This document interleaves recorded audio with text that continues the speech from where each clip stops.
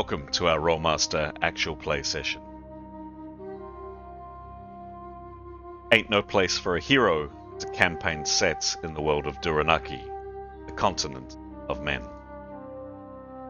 A gritty, cutthroat world where politics, sorcery, religion, and commerce are all intertwined and reign supreme. Treachery and murder both come cheap, and characters need to be both smart and ruthless to survive. We hope you enjoy our story, and, as always, may the dice roll in your favor.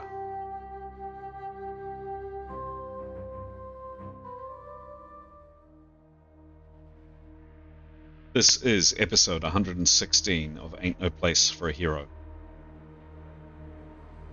The party are now turning their attention to where and what next. Do they ensure their friend Keros is healed, assist Demos with rescuing his sister, or travel on to the dead city of Tarak Nev?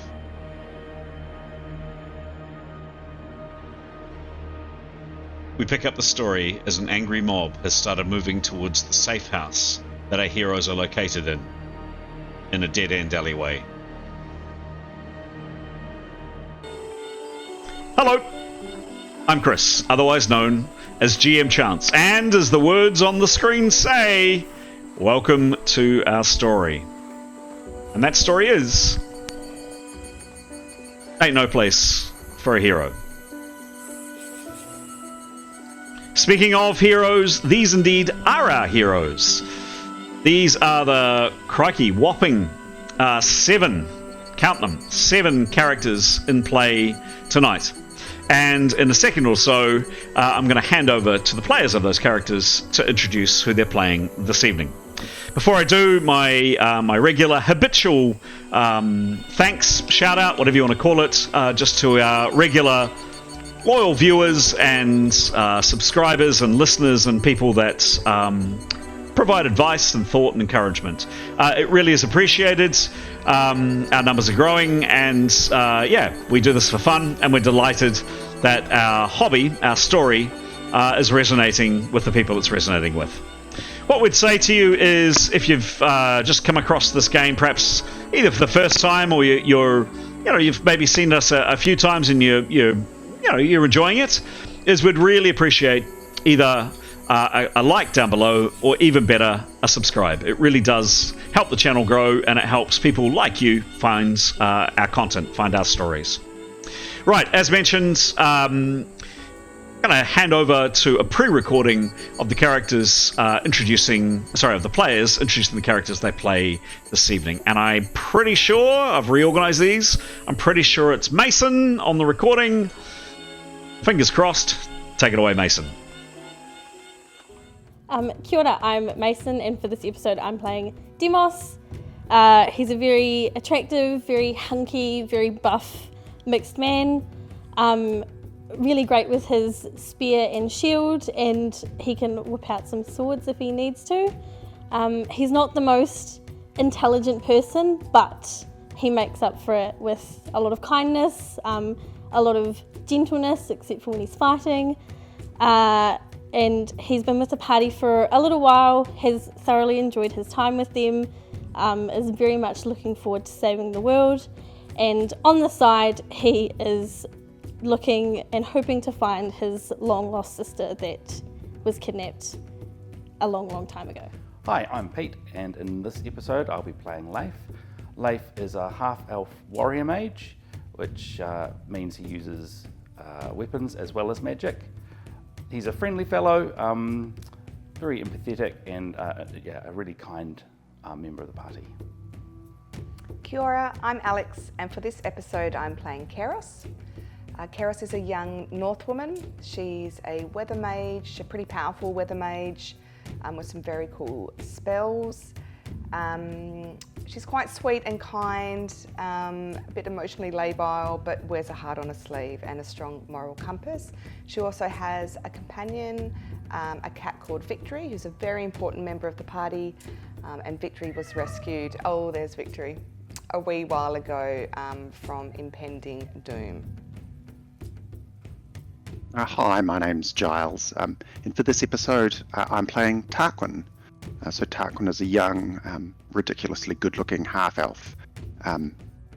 During his early life and adolescence, he's been well trained in the gentle arts of thievery, charming others using his remarkably good looks, and of course, violence.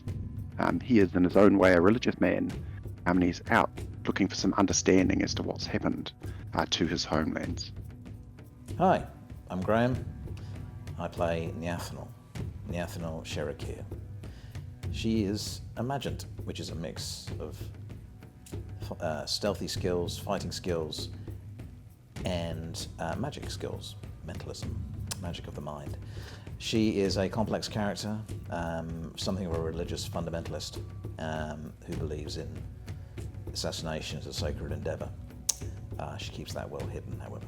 She is, however, a dab hand with a short sword and uses her magic and sneaky ability to good use in sneaking up on her adversaries.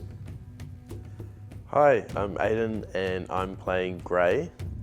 Grey is a very handsome half-elf who doesn't really believe in wearing shirts. He's constantly just displaying his body all the time, which, you know, he's got it, so he's flaunting it. He's got a bit of a tragic backstory. Pretty much everyone he's ever really cared about has been murdered brutally, but despite that, he's still a lovely guy. He's very caring, cares a lot about his teammates and also animals, loves animals, as he is a beastmaster, so he has the power to kind of, I don't know, not control, well, he can control animals, but he can also kind of interact with them and understand them and get them to help him do what he needs to do. When he's not using his magic, he is a bit of a dab hand with an axe. He is very good at chopping things, chopping enemies, and also good with a little bit of stabby and a crossbow as well. He has a bird called Wingy that is his best friend that needs to have a bit more of a story, I guess. She'll come into it a bit more like down the road, I think. Yeah, that's great. Kia ora, I'm Pete and I'll be playing Mithan in this episode. Mithan is a ranger. She is a high man. She's pretty good at outdoor skills and she's a pretty good archer. She's not a people person.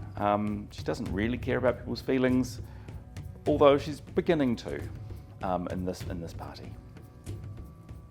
Hello, I'm Graham. I play Etienne Gilderflower. He is a genitrist, which is a type of paladin or holy warrior. He follows the teachings of Aphrodite, the goddess of love, and he believes that her will leads him on, and he makes decisions based on the dreams he receives or thinks he receives from his goddess. He has joined the party on the mission to, as he understands it, to save the old order, the world as they know it. He is a very charming, very good-looking man, a very eccentric man, speaks in riddles and rhymes most of the time, but he believes in a higher purpose. He's a very dab hand with a sword, usually found in full plate. And there we go. Hopefully those introductions provide a bit more insights into the images on screen and help you understand a little bit more about both the characters, but also a bit about the person behind the characters. A face to a name, so to speak. All right. Previously, each week, I've usually sent out a few questions in advance of a game for the players to mull over and to kind of tease out a bit more about their characters' backgrounds. But a new innovation in our games, which is the players themselves have been firing questions at each other. And they've come up, I think, with some absolute doozies. And tonight, to answer some of those questions and perhaps share an image of the characters' backgrounds, is Giles. Giles, take it away, please. Thanks, Chris. And so you just heard a little bit about us playing our characters, and an excellent question that came through for us to think about today is, what advice would your character give your player? What advice do I think Tarquin would give me if we were to meet at the pub and have a pint and get to know each other? I think the advice he'd give me, he's young and he's elvish, so lives a long time, and so is really very young, had a bit of a rough life, but he's pretty clear about what he wants to do, would be perhaps to be a bit more impulsive, to just do stuff as they feel right, and possibly not mull things over quite as much. So in that way, I think Tarquin and I are quite unalike.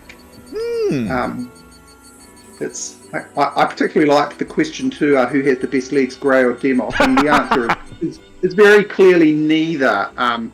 Tarquin is a particularly attractive young gentleman and a little on the narcissistic side, and so might have some thoughts about that, and maybe in that way we're not quite as dissimilar as maybe I'd like, but never mind.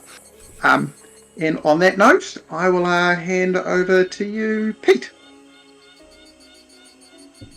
Thanks, Giles. So you're saying you've got good legs too, I hear. Yeah, excellent. And a little narcissistic, perchance. Oh, is that what you're meaning? Oh, my mistake. Thank you. Very interesting. Insights. For Leif, I'm going to answer the question: if we were not doing this quest, would we be friends? So, that was a very interesting question. For Leif, he is a very open sort of person, and he would be willing to be friends with anyone. Well, any one of these people in the group, he would be happy to be friends. Well, now that we've got a relationship, he would be. If we'd met them before we did this quest, we might take a second look at Neathanel or Mithan, because Mithan would be a bit prickly. But I think everyone else would be, he'd be able to be friends with them outside the sort of pressure of the quest, definitely. And now, thank you to Alex, who's playing Mithan tonight. I'm not sure, Alex, are you going to be answering for Mithan? I hope. Oh, no, you go. I was hoping I could answer for Keros, even though she was dead. Oh, excellent. I'll answer the same question for Mithan. Mithan would, if once we've finished this quest, Mithan would want to still be friends with the people in the party. If they weren't on a quest together and she didn't know them, she wouldn't be interested in being friends with anyone. It's just, she's quite a lone wolf. Can we please hand over to Alex? Thank you. I'll answer for Keros, even though she's dead, and so probably can't offer any advice. But I really loved Mason's question about what advice would your character give to the player. And I think Keros at her age would be speaking to me at her age, and just be all about it actually doesn't matter what people think. She's pretty much herself. She's not too fussed. Well, she's learning to be better with being not too fussed about, well, when she was alive, about what people think. And before she was killed, she was really coming into herself. So I think her advice would be just be yourself. Don't worry too much about other people, because they're all too busy worrying about themselves. Excellent. But she's dead. So. But she's dead, yeah. What are you going to do? Yeah. Can we please hear from Graham? Sure. Hello. Yeah, I like that question. Would the characters get along if they weren't embroiled in what they're doing?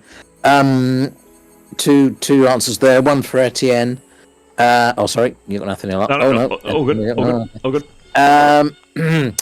Etienne, he's here for the mission. He's on a mission from God, and I mean, look, he gets on with everyone, and he's a right old time, and he'll share he's very enthusiastic, very sociable, very personable, and certainly would stay friends with everyone, but he'd be on his way, he'd be on his next mission. He wouldn't be in for he wouldn't sign up for how this party started, which was basically to adventure and to find a bit of, earn their keep and find a bit of wealth and adventure on the road. He's got his mind on higher things, so he would no doubt be on his way fairly quickly, I think. But that's not to say he wouldn't be friends, or friendly, certainly. That's what he's all about. Neathanel, Neathanel's really, she finds personal relationships all a bit difficult, although inside anyway. But yeah, she does consider the party her friends.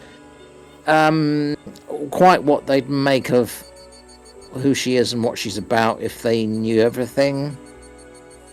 Possibly there'd be problems, but from her perspective, not really. No, I mean she is who she is, and she's really happy to be part of a group. And in fact, it was one of her goals to coexist with a group and act in a group, because it was something she felt she ought to be doing, because she had been such a loner for so long, and she felt that it would be good for her to do that, and she's enjoying it. So quite probably any difficulties might come from on the part of other people rather than herself. I think she doesn't really judge people on what they do, so she's quite happy to hang out and be friends, of course. Anyway, who's not been? You got two choices. Aiden has been Gray. We haven't heard from Gray, have we? We haven't.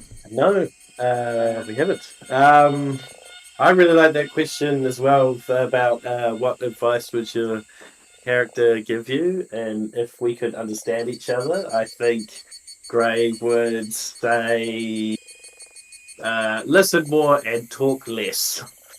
Like listen to the earth and to nature. And I also think Gray's got the best legs. That's why he gets them out all the time. That's why he does get them out all the time. Excellent. Should have said best pecs. He does have very good pecs too. Excellent pecs. Yeah. What's Gray's charisma? Appearance, rather. Appearance is 99, I think. It's pretty high. It's very handsome. No, it's 100. Appearance is 100. But in this group, that isn't so high. No, yes, it's true. The boy band group. Etienne is 100 as well, I might add, so he might have good legs. You don't know what. Darkwinds is probably like 300 at this point. But he might have really funny knees. Never underestimate those 2%. 1 for each leg. 1% for each leg, maybe. Put you over the line. Not that it's a competition, of course. No, of course not. No. That's why I think a boy band could work. It probably could, but what would it be called? Pretty drop dead gorgeous lot. Yeah. Yeah. Interesting to know what their voices are like. Gray's were probably a bit deep. Excellent. Rumbly. Excellent. There are voice mods, by the way. I haven't managed to get mine working, but excellent singing skill. I'm boy band. I'm all for that. Yeah, I can see him being the lead. Rowdy Monster. He could be the lead. I feel like Etienne would be quite good on like the rap section of the boy band. He's quite verbose. He's quite good at chatting. More of a sort of Barry White prologue. Oh wow. Breathy. Yeah. Maybe. Yeah. Lovely. All right. And speaking of the second best legs in the group, or is it the first best legs? I'm not sure. We have one person left. Mason. Just like to say that I think the scars on Demos's legs just make it that extra bit like spicy and interesting. So I feel like he's got that going for him. Yeah, for sure. To be fair, beauty is in the eye of the beholder. Exactly. I'm going to answer Alex's question. If we were not doing this quest, would we be friends? And I'm not sure, because I don't know if you guys weren't doing the quest, would you have crossed Demos's path? Is the big question, really. If not, then definitely not. But if he did, then I think he still would have joined the party, because he's still ultimately looking for his sister, and that's kind of part of why he decided to join, so he could kind of some ties and go out into the world to look for his sister. Cool. Yeah. Very good. Nice one. Thank you very much. There we go, gentle viewer and gentle listener. That's the team. That's the team currently in play, and you will notice that there is a gap missing, and that is for poor Keros. Alrighty. As per usual, Pete, I'm going to ask on you, please, to give a bit of a recap of last session, please. I'll see if I can follow. I might sort of follow on with images, I might not. We'll just see how we go. Go for it, please. Cool, thank you. So we started last session still on the boat with Jacken, and we asked him about possible other locations to in the world to search for healing for Keros, as Landania was not wasn't an option any longer. He had a couple of thoughts, but he really directed us to Myrna, who is going to be our contact in Landania. So then she duly arrived a bit earlier than we thought because of the potential for street violence due to the earthquake. We took the long way around to get to the house that we were staying at, to her house for us. So to try and avoid the disruption due to the earthquake. And we arrived at it. There she is. There's Myrna. We arrived at the house. It was very well appointed, a 3-story place in a very small cul-de-sac in a decent part of the city, we believe. Yes, there's some really good views of it there. So we've got the big house on the street there. We discussed with her, asked her to investigate a couple of other cities for us to, whilst she was finishing off arrangements for us to venture into the swamp, into Taraknev. We also tasked her with arranging a trip to another city around the world somewhere, where hopefully we'll be able to get some healing for Keros, the herbs and the spells that we would need. One more point to note: as we got off the boat, sorry, backtracking a bit, we had those people who had an itchy palm from the travel back from. Thank you very much. Yes, a comet-shaped mark on our palms from the travel back from the in-between. They sort of flared up, and also to note that the comet is visible during the day in visions of of the white wisps and the black wisps. We spent some time investigating our accommodation there. We were sort of going to be lying low until Myrna was able to sort of arrange our next venture. And we were concerned about the access way on the roofs surrounding our house, so we decided to jury-rig our own exit from the back of the house onto that stone wall that you can see. So that meant a ladder borrowed from the neighbours and a table bridging the gap. So we sort of had our own access, our own escape planned. As sort of during at the same time, I think it was Tarquin and Gray went to investigate the rest of the houses on the street to get a sense of our neighbours, and whilst doing that, found an occupied house with a grumpy person inside it, and Gray had gotten a rat to be his friend, I believe, to go and investigate. And during that time, there was the sounds of a large crowd, or a violent crowd coming. And I'm not clear if it was up the street, our little street, or towards our little street, but in our area, people getting closer and closer. I think we all sort of rushed back inside, is my understanding.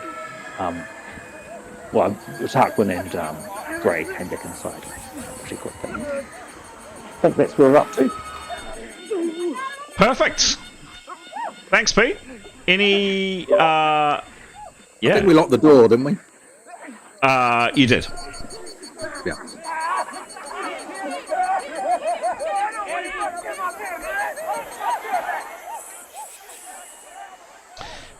Any last qualifying questions? Anything that's not clear? Anything that's weird? Anything that needs checking?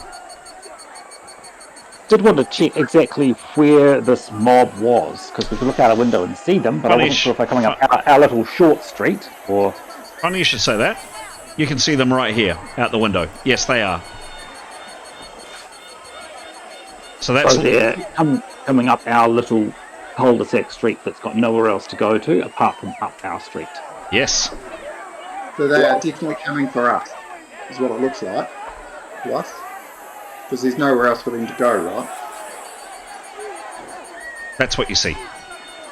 And we can't hear them say anything, shout anything. Oh, they're making pretty much the same noise you can hear in the background. Right, but we can't hear any words yet.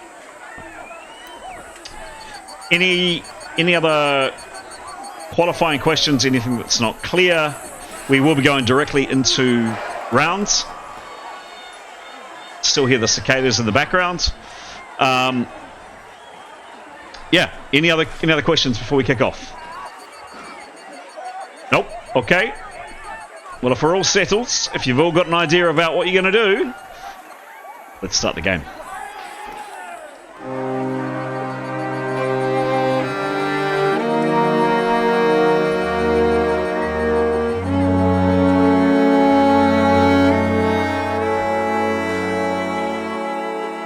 So, just quickly before I click the initiative button, certainly Grey,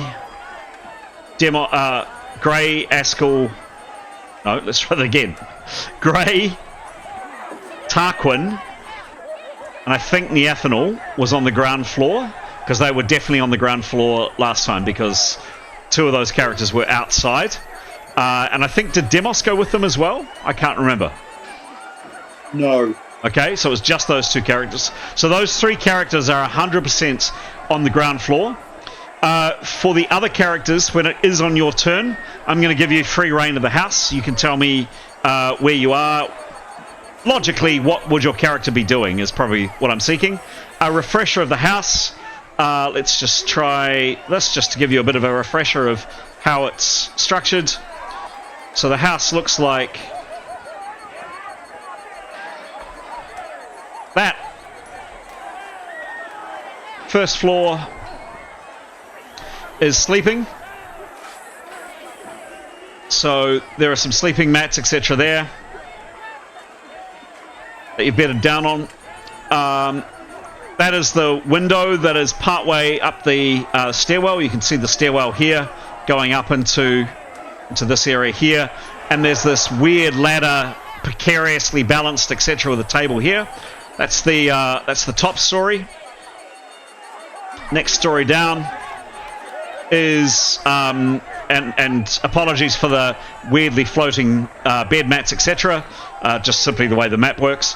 Next story down is some tables and chairs, and this is the story with a window, and you can see out of the window here. You can see out of the windows here, and if I do this, boom, and I spin us around, you can also see out of that window right in front of me here, and this window over here. The rest of that floor looks like that. There's also another window there. And then lastly, the ground floor, where some of the characters definitely are, the ones I've already mentioned. There is a back door. There's a window here. And let's just go down. Table, there's kind of a kitchen area there. Stairs upstairs. Back door there. Front door there. Window. One window there. So, that's the map. Other than those three characters, others can tell me wherever they wish. Clicking the initiative button now. Any changes to initiative I need to be aware of? Going once. Okay, new encounter. Initiative. And we're off. Rolling initiative. And first to act is the Neathanol. Okay. She will run up the stairs. Okay. She'd like to, and as she does so, shout to Mithan if she could block the bottom of the stairwell so we can all get out the window. And she will start that process off by climbing up the ladder. Okay. We talked off camera about not making running maneuvers. No, I'm not going to ask for a running maneuver. It's the stairs. She's fine. How tall is it? Yep, she can get up. So at the end of this round, we'll say that Neathanol has belted up the stairs, and she's up. Cool. Question as I go up: Yep. is there anything to tie a rope to? Where? As I go up the stairs, basically something inside the house that I could thread out the window. So like a post or something. Let's have a look. Let's have a look. So on the second story, I'm assuming you're talking about, because that's the one with the windows. Yeah. Table. Yep. So let's have a look. You tell me. Like that post would do. Yep. Where's the window with the bed? I mean the desk. Up here, if you remember. It's up on this landing. And sorry, there is a post in the land. Is there a post kind of in the stairwell, like a? Let's have a look. So if you imagine,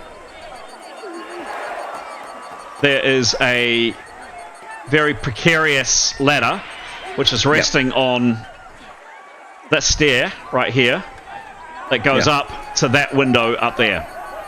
Great. And is there? It's just to the right there. Is there a kind of a banister post or something? There's one here. Yep, you can see there. Yeah. Okay. All right. Yep. Good to know. Okay. Well, where am I at the moment? So you've run up one flight of stairs.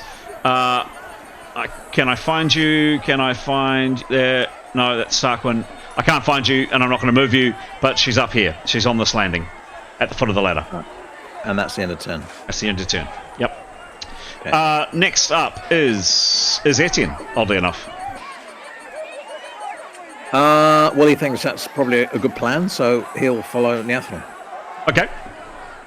And if he reaches the bottom of the ladder, he will try and sort of kind of hold the bottom of it so people can go up.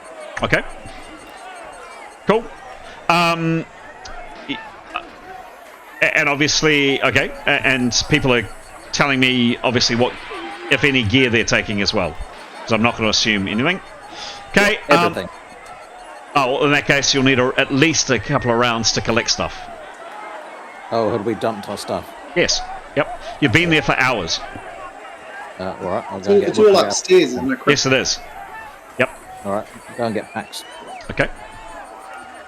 So that's a cancel of those actions. Well, they're on the way upstairs, right? Sorry? No, because they're on the way upstairs anyway, right? Sure, but they were stopping at the ladder. You're saying they're going to the top floor. Yeah, just keep going, yeah. Okay, all right. Cool. All right. Okay, that's what that person's doing, that person doing. Leif, you're next. Now, you weren't necessarily on the ground floor, so you can position yourself in a place of your choosing. No, he was at the window. Okay. Yeah, he was watching out that window to the side. I mean, that's where he placed himself. Can I? As people climb up, go up, he'll just yell to Neathanol and Etienne, "Pack my bag." Well, he wouldn't have actually unpacked. Actually, he would say, "Can you get my bag for me?" And he will. Would he really not have unpacked? You've been here for 5 hours, 6 hours, probably more. He would have kept. He has got the habit. I would say, all of us would have the habit of being ready to go at a moment's notice. We are a little bit convenient. A little bit convenient. Well, what would we go into our packs to get? You'd at least put out a bedroll. Oh, I thought there were beds, weren't they? It's mattresses to lie on, but yeah. I'm going to say you're going to need a round to collect you, at least a round each to collect your gear. Put it away, whatever, or at least pick up your bag. Oh yeah, well, Leif will ask someone else to do it for him, and so he would say, he's got 10% action because he's also going to prepare as well. Okay, so he's by the window on the second floor, and he's just yelling out vaguely, "Grab my pack." Okay. Yeah. All right. We'll say, Neathanol, get my stuff take my stuff with you, please, and he'll be looking out the window and preparing. Okay. Okay. Next up. is that person. Okay. Tarquin, you're next. You were definitely on the ground floor. What are you doing? Am I the only person left on the ground floor? No. Who else is down there?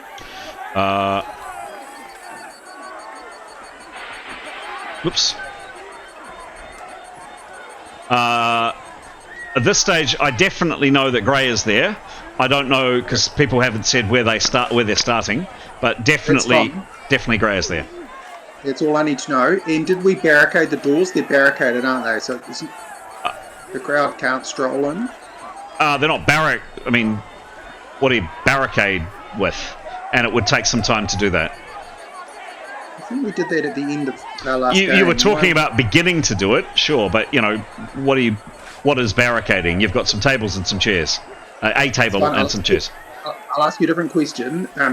Does it look like the crowd can simply walk into this downstairs or not? I mean, there's a door there, and it's a relatively new door.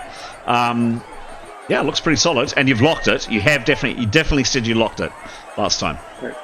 Tarquin will prepare to cast. Okay. And with his last, he gets 10% more, doesn't he? Yes, he does. Correct. In which case, he'll turn to Grey, who's still downstairs, and say, "Can you get my stuff?" Okay. And I think Tarquin's things will not be unpacked because Grey and Tarquin basically dumped their crap, turned around, and went out. Well, no. You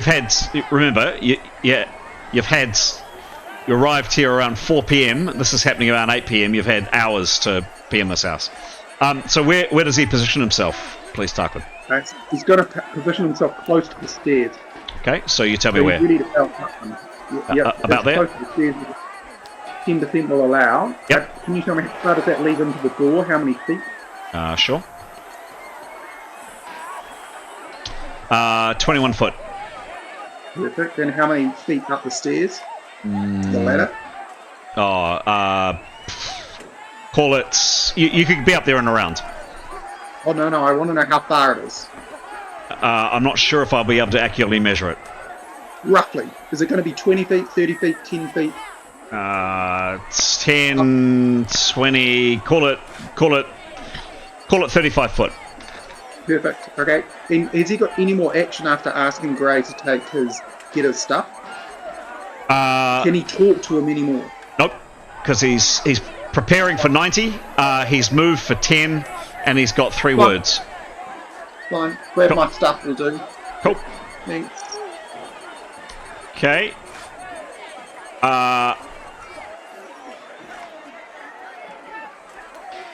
Alright, what we're going to do is do that. Leif, you are aware that lots of people, are coming into this street. They're smashing at doors. There's a lot of them. They're running down, they're breaking, just random, utter violence. Like people are just... There's a crate there, for example, and someone is just walloping a completely and utterly harmless crate, doing no one any damage. Doing no one any harm, just smashing it. Others are belting at doors, stuff's going through windows. It's just carnage out there. Some of the people are fighting with each other. You do see 2 people over here trying to knife each other. Others are egging them on. It's chaos isn't the word. It is just and they're pouring down this alleyway. You are the only one aware of this, Leif. I can't obviously ask people not to act on that information, but if you can try to, that would be handy. Mython, you were not... Mython, where were you? Can you remember? And I guess ultimately, if you can't remember, you can position yourself where you wish. I can't remember, and I had thought that I'd just be At where, sorry? at the bottom of the stairs. Okay. Yeah. Ideally, Mython and Pete, correct me if I'm wrong, would want everybody to move up the stairs, and she would wait till everyone was up. And is there a way to cast a wood wall across the stairwell as a barrier? Yes. Define the variants of the spell, please. Creates a wall of wood up to 10 by 20 by 2. It must rest on a solid surface. It can be burned through or chopped through or toppled if one end is not against a wall. So I don't know where the stairwell, what's either side of the stairwell. Well, there's your stairwell there. If you're wanting to have a look.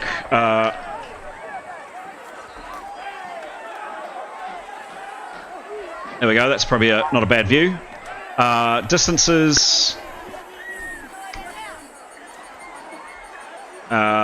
it's 18 foot from that wall to the balustrade there is 19 foot. Yeah, tell me where or if you want to put it. But that doesn't cover the entrance to the stairwell though, does it? No, it doesn't. And either side of the stairwell I see one wall, I don't know if that's a freestanding structure to the right, and then a handrail on the left. And The wood will go across the entrance to the stairwell. I'm guessing it'd be pretty shaky, but I'm going to say there's nothing solid to attach it to, I don't think. I mean, you but could... I guess you it could would do something, wouldn't it? I mean, you could put it perhaps there. Is that solid, maybe? Yeah, that's...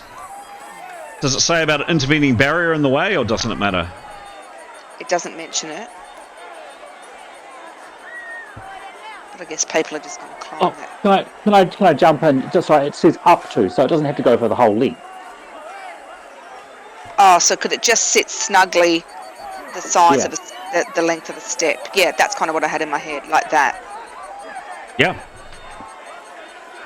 Yeah, but she would wait till everybody, she's not sure what Tarquin's got up his sleeve, but she would want obviously people on the other side of that wall. Okay. She can't. So can she do that at the end? So she's waiting and preparing, is that right? Yeah, like everyone needs to be on the other side of the wall and she'll be the last to hit the stairwell and then cast. Sure. Yeah. Okay, cool. All right. Next up is Demos. Again, Demos, we didn't say where you were. Where are you wanting to position yourself, please? I feel like he would have been upstairs, Okay. just looking out the windows and thinking about stuff. Okay. Brooding. Brooding, yes. He has other things on Yeah. his mind. So you can see that I've hovered Leif at that window. There was another two windows directly above. One here, and then another one. Oops. Here. Would he remain there this round? Is he doing something else? He'd be able to hear kind of everything that's... Yeah, would he be able to sort of hear the chaos outside? It's pretty loud. Yeah. And Pete, I am going to, actually just thinking about it, I'm going to ask for a communications roll in the noise to get your message across about grabbing your bag. Sure thing, yeah. In a second, I'll come back to you in a sec. It's pretty loud outside, as you can hear. There's things smashing. You're realistically, Demos, you're certainly aware of what's going on outside. He would probably sort of... I think he'd go and get his spear and shield and then see where everyone is and what's going on. Okay. Okay. All right. Now a second. I'll just... There we go.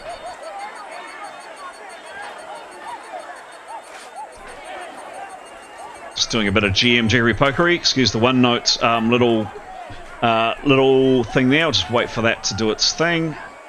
Okay. So he goes and grabs his spear and shield from one floor up, and he's seen people running up, and certainly Etienne and Neathanol waiting at the bottom of the ladder. No, going up to getting their packs as well.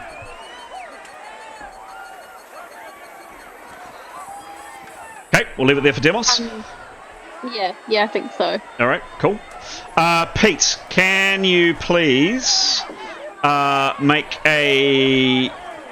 basically a communications roll to see if someone heard you? Sure. Yep. 11. 11. Plus, what's your skill, which is your, very simply, your bonus in the language that you're speaking. The bonus is, you're speaking Westron, I'm assuming. You tell me what you're speaking. So you take that language skill times 10 and add on your memory and reasoning. Oh, cool.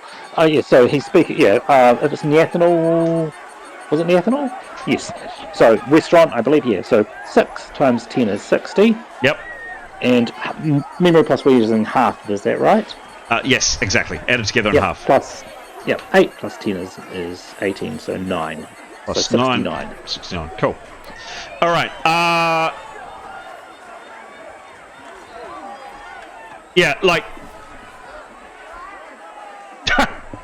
You appear to be communicating somewhat, but all of these strange references to your grandmother and cream cheese keep confusing the issue.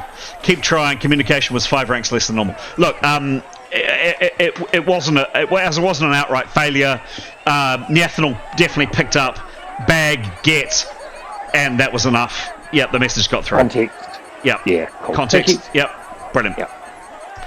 Thank you. Moving on.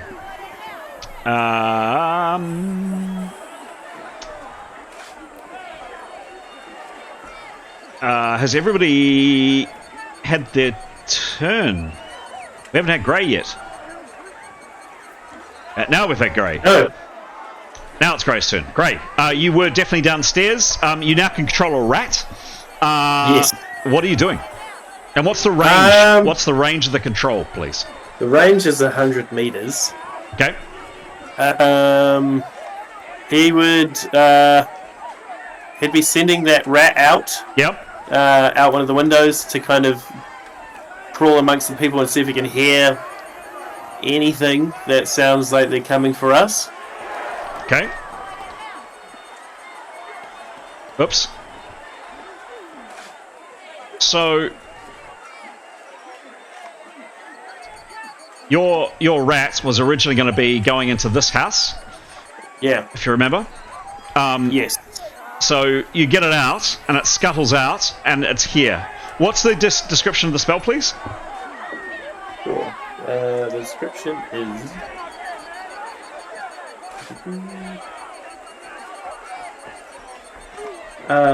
allows caster to control the actions of any one animal. Wow. To control the actions of any one animal. Yeah. Actually, so I don't know if he can see through it or anything, can he? No, he can't. He's just going to let it go then. Okay. It was a nice idea. It was a nice idea.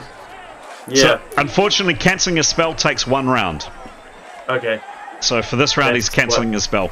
Well, he's going to send it up and like maybe scare somebody whoever's closest and looks aggressive. The rat's going to go up and like bite them. All right. Yeah, to send them away. All right. So Leif, you're upstairs, and you see this man here. He's the closest, and this pretty large rat rushes out and just savages this guy's hand. He starts screaming and kind of flapping his hand around, and this rat goes flying and then comes charging back, trying to bite him again. Next up, that is... Oh, sorry. And then, like, after he's attacked it, he's just going to let it be a rat. Sure, got it. But that's his round. Cool, that's his round. That is the end of your turn. People are pouring down this alleyway. Some images of these people, a whole mixture. I mean, there are all kinds of people here. Do see a few swords as well. Clubs, there are some axes out there. Picks, hands, you name it. And they are absolutely just pouring in there and just wanton, stupid destruction. Like there's a small kind of appears to be some kind of fruit stand or something here. Several people are just smashing it, apparently for the hell of it. Others are coming down the alleyway, definitely at pace. And again, The only person that's aware of this, the only person that's got eyes on this, is Leif. They're definitely crashing into doors. They're keen to get inside, and a few people have you've just caught Leif this round, have just barreled through the door into this house, and there's screaming and yelling coming from inside there, and yeah, more people are coming down the alleyway.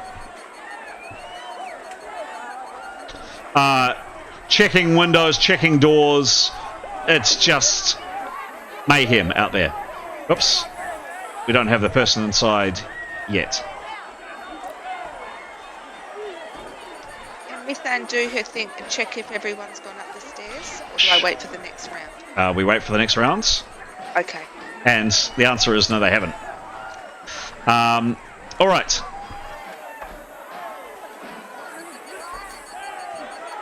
There we go. Sorry, Chris, could you give us a very quick rundown of who's where? Or who's on the ground floor, who's on the stairs, who's on the first floor? Sure. So Demos is upstairs. Pop him out there. Etienne has gone upstairs. Pop him out there. Gray is cancelling his spell. What are you doing, by the way, with Kiros's body? I'm assuming you would have left it upstairs. Absolutely, yeah. Doesn't smell anymore. Yep. Okay. So who is downstairs currently? Tarquin, yourself, Mithan, and Gray, who's cancelling a spell. Not that you were aware he's cancelling a spell. That is the end of that round. End round. Next round. Close. Initiative. Rolling initiative.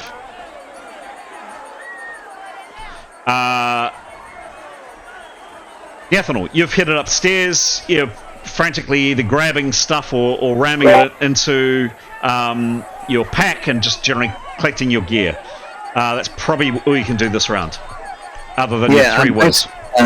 Basically, I heard Leif, so I just want to pick up. I'm not worried about bedrolls. So if bedrolls are out, I'm not going to put them back. We'll buy some more. Yes, she'll pick up some packs, as many as she can, and head back down. Okay, so she can get her her pack and her gear this round. Next is Leif. Leif, you're at the window. You've prepared 1 round. Would like to cast Fly on myself. Sure. Give me a roll.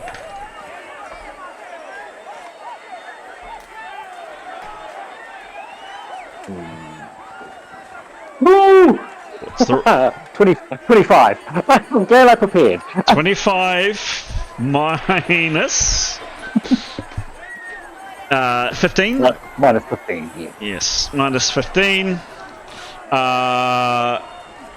It is not a 1 or a 2. Do you have base spells as well?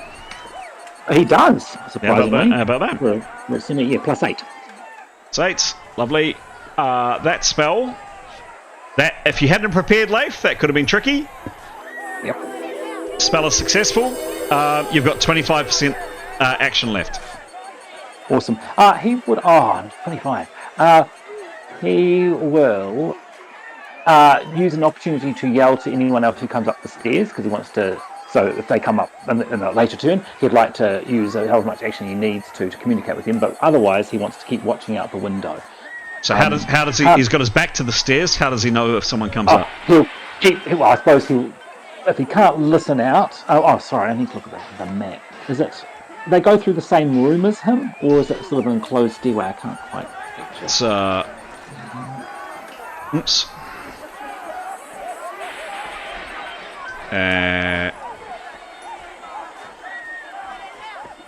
It's here. Right. Okay. Yeah. So they come up behind him, and then they go onto that separate staircase. So chances are he might hear. He'll just keep checking over his shoulder. All right. Cool. Yeah. And so watching out the window and opportunity action to say more to people who climb the stairs. Okay. Cool. Thanks. Etienne, you're upstairs sorting out a pack. Yep. Grabbing a couple of packs. Yep. We're certainly grabbing yours this round. Tarquin, what are you doing, please? Can he wait and have his turn later Yep. So, if you recall, we talked off camera a couple of sessions ago about opportunity action, which is exactly this. Yep. So, describe what he's waiting for. Okay, so essentially what Tarquin wants to do is use 25% of his action to tell everybody else to get up the stairs, and then he's going to cast darkness, which will make everything inside pitch black. But obviously, he'll be able to crawl up the stairs, but he doesn't want everyone else down there in the blackness because you won't be able to see a thing. Okay. Okay. So he doesn't want to do that until everybody's up the stairs. Okay. So he uses 25. Okay. So what does he say with his 20? He can say that with his 25% action and then cast later. That's exactly what he'd say. He'd tell people to get up the stairs. I'm going to cast a spell and make the place black. Okay. Cool. You guys are right next to each other. You all speak the same languages. All good. Both Mithan and Grey get the message. No problem. And you can cast a spell later in the round at a time of your choosing. If it gets to the end of the round, I'm about to end the round, remind me that you still have that action that you want to do. Thank you. Lovely. Grey, your turn next. You've just cancelled the spell last time. Cool. Well, I guess, yeah, he's going to go upstairs. He's going to make his way upstairs to get to secure Silvioross and Wingy. Okay. So he's going to start running up the stairs. And to get packs for people. Oh, look at that. Ah, look at him. He's on the roof. There we go. No, he's Excellent. He's upstairs. Ah, great. So is Silvioross. Yep, that's where he's heading. So is Neathel. And so is Demos. Lock.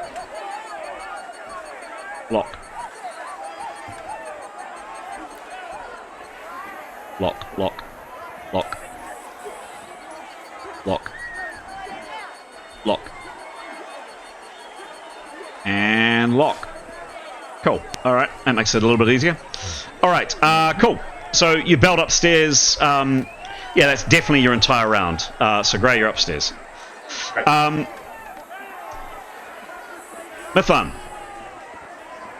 You've just heard Tarquin say that. Grey's just run upstairs. What are you doing? You've prepared one round. She's going to make her way upstairs, but she's going to say to Tarquin, I'm going to cast a wall. So if you're doing your darkness, you need to run upstairs because I'm going to cast a wall after you do your darkness. And would she be able to, I'm just concerned about that banister that people are just going to climb over it. Could she actually cast her wall on the landing, if possible? So, see to the right, there's the main wall of the house on the landing. Yep, and a bit more to your right, a bit more, yep, there. And could it come across at a diagonal with the first banister to block off that second flight of stairs and then go all the way, yes. What's the description of the spell? Creates a wall of wood up to 10 by 20 by 2. It must rest on a solid surface. It can be burned through or chopped through or toppled if one end is not against a wall. So, yeah, let's have a look. In terms of distance, is it going to give me the distance? Oops, is it going to be give me the distance here? Oh, I think it will. So across there, like that? Yeah, so like if someone comes up the stairs, they've got 2 walls to get through. If someone climbs over... Well, it's a width of 10 foot, yeah? Which is there. 10 by 20 by 2. Is it 20 in length?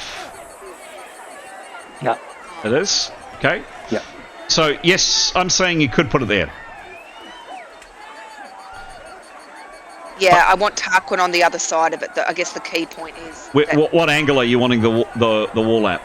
Diagonal, so there's almost 2 walls. So, yep, it's hard to see on my laptop. Keep going back a bit. No, other way, sorry. Back. Yeah, so like the first stairwell's cut off and the second stairwell's cut off. Well, like it crosses across that banister. You Yeah. had it on the other view. Yeah, that one doesn't though, because there's a gap there. Can I have a look at the other view? Do you mind? Sorry, like wield life. Well, you know. Nope. Sorry, too far.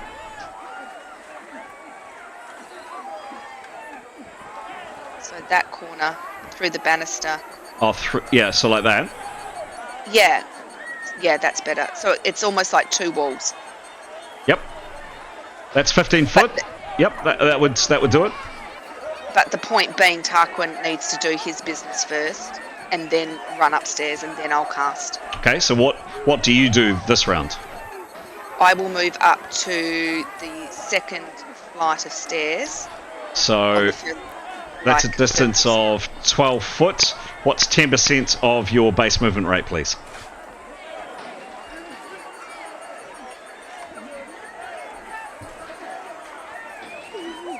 If she's still preparing, and she has to hold that spell. Base movement rate is 65. Okay. And what was the percentage? 10? 10. 6.5. So you can move at a jog of 1.5 times your base movement rate. So you can move about 9 foot, which is about there. Oh, I'll move as far as I can. Okay. With the ultimate goal of being on that second flight of stairs, 1 or 2 up, facing, ready to cast. Okay, so that's where you get to this round. Lovely.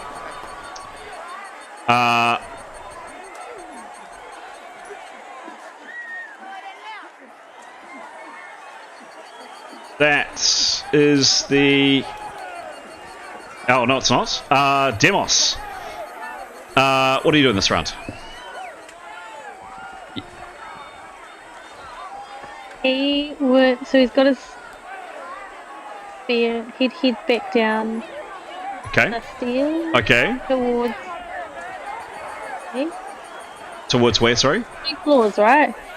Yep, it's 3 floors. Yeah, so he's at the very top. He's at the very top, correct. Yeah, okay, so yeah, he'd head down the stairs and probably walk towards Leif to sort of see what's going on. Okay, cool. Yeah. Done. Okay, same floor as Leif.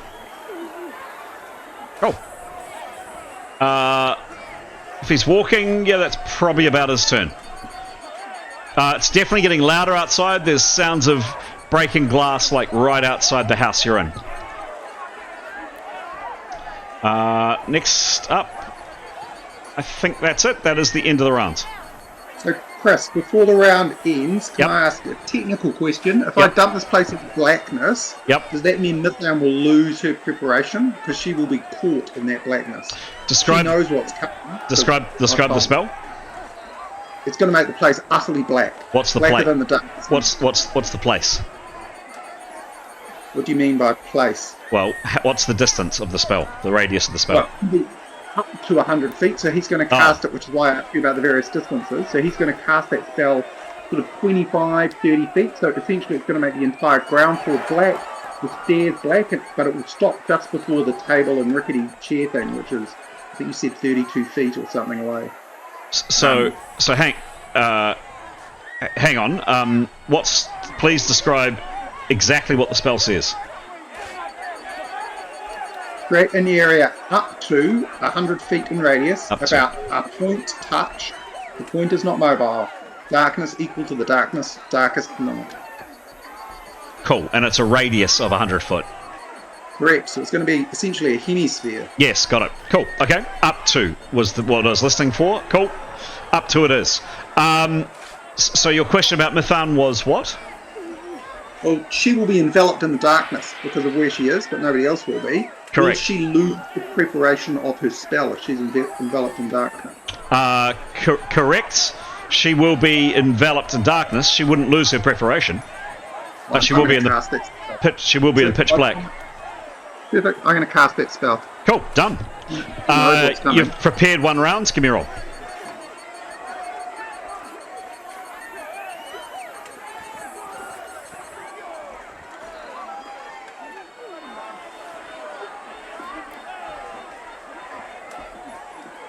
Sorry, talking to myself. 76.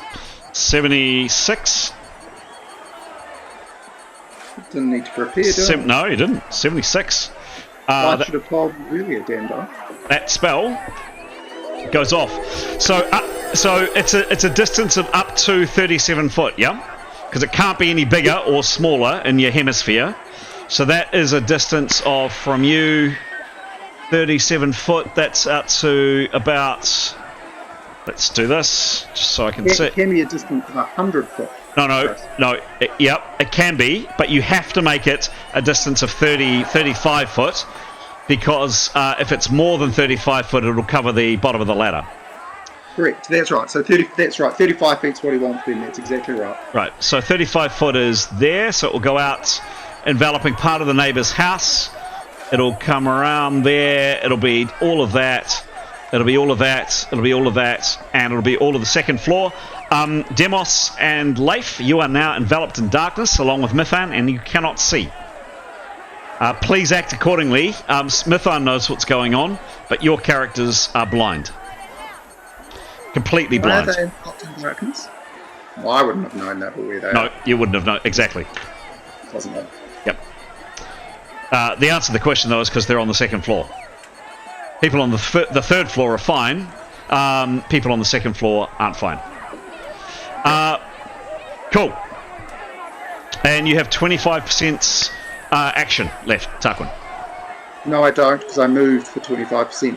I really want it, but Yep, I don't think I do. Yeah, cool. You did too. Thank you for your honesty. Cool. Next is Neathanal. We'll pick up Leif's pack as well as hers. Cool. You now have 2 packs. And we'll go back to the ladder. Yep, you've picked up 2 packs. That's it. Yep, so you just picked up 2 packs. Done. Leif, you are now enveloped in darkness. What do you do? He will... And you've just heard Demos give an intake of breath as everything in front of your eyes just goes. You are blind, completely blind. Cool. He will cast Projected Light. So, sorry, the description... Yeah, he doesn't know exactly this. No, he's seen the spell before. He's got no idea what it is. Yeah. Oh, well, no, he's seen Tarquin cast it before on the beach. He doesn't know what's happened right now. But he has seen this and cast this spell before. He has, yep. What does Leif do? So, Leif is going to snap cast Projected Light. Cool, give me a roll. What was the roll? 14. 14 minus 30 plus 8. Plus 8. That's a negative 8. That's a spell failure, Pete. I'm sorry. Yeah. I'm sorry. Hang on. Here we go.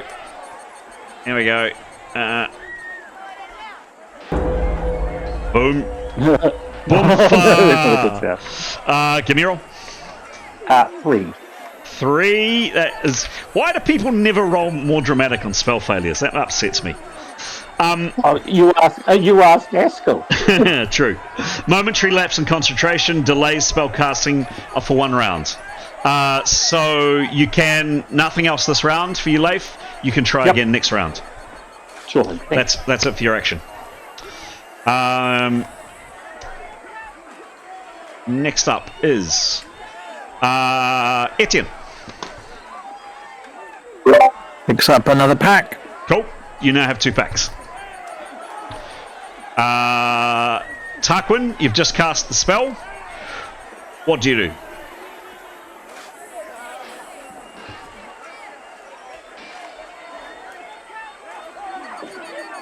Can't hear you, Tarquin. I'm here, sorry. He snap casts night vision. Okay, yep, go for it. Oh, bugger. 3. 3?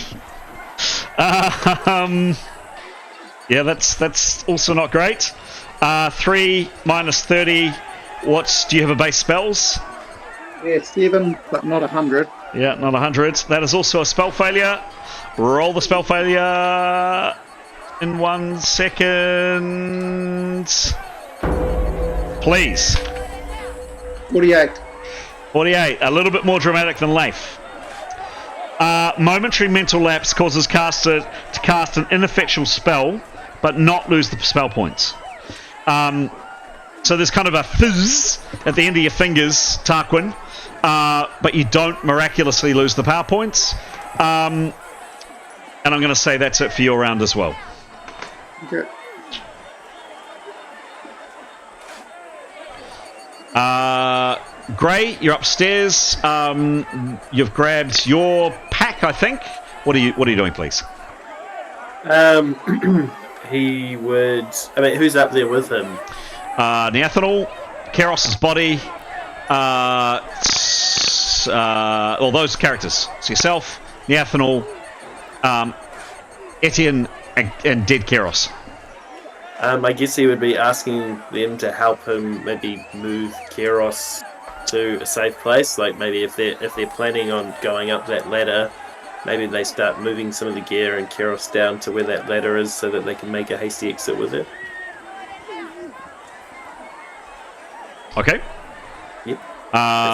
That's his turn. That's his plan. All right, cool.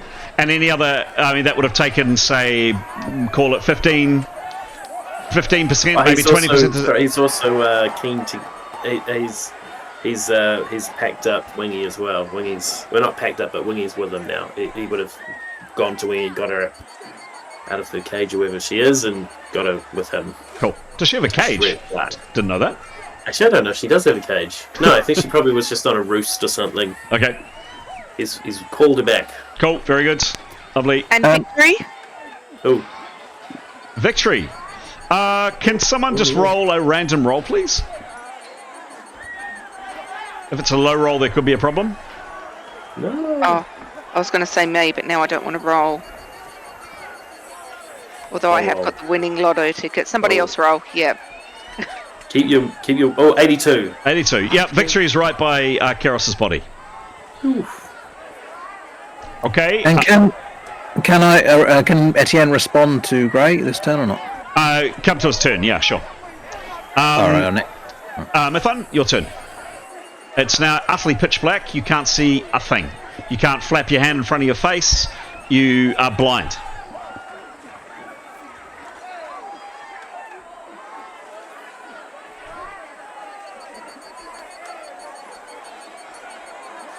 Hello, Mithun. Sorry, talking to myself. She's gonna holler at Tarquin, get behind me, Satan, and she's gonna get on her hands and knees and crawl to the landing, and as much as she can, and then crawl to the first few steps of the next flight of stairs, turn and face the back wall, put one hand on the wall so she can get her bearings, and feel where that banister is because she knows where she's going to cast that wall. So she's going to go like behind, up a few if she can in that move. Bearing in mind she's got about 9 foot that she can move. That is her, and continue to prepare. That is all she can do. Okay. Or is she casting this round or preparing this round? No, not casting yet. Okay. She needs to So I'm going to say she's going to be there this round. Particularly because she had to crouch. Actually, she had to crouch down. Crouching is a... Yeah, good point. Crouching is an action. It wasn't my point. But it is a good point. Standing up from a knee or crouch is a 20% action. She can't crouch. Well, can't she stay crouching? Well, she hasn't crouched yet. Okay, well, she's going to stumble as far as she can onto the second flight of stairs. I'd definitely like you to roll a maneuver roll in the pitch deck to see if you fall and break your neck. Give me a roll. This is a stressful situation. I'm going to say it is I'm going to say it's a light maneuver. Give me a roll, please. Sorry, Pete, in advance. 44. 44. What's her agility? Agility is plus 27. It's 27. But she's like holding onto the wall and stuff. She's not just walking into the depths of darkness. So with that, I'll say that with the qualifier that she's holding onto the wall, yes, she does manage to get up a little bit further. She gets up to about there. She's walking completely blind. She gets up to about there. She tentatively, don't forget she's got no vision and she's got about 9 foot she can move. So that's about as far as she gets this round. And she's hollering at Tarquin, like, move it. Yep. Next person. Tarquin, how long does the darkness last, please?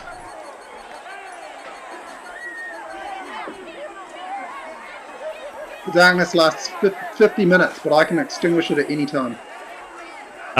It'll take a round to cancel the spell, but yes. Got it. Got it.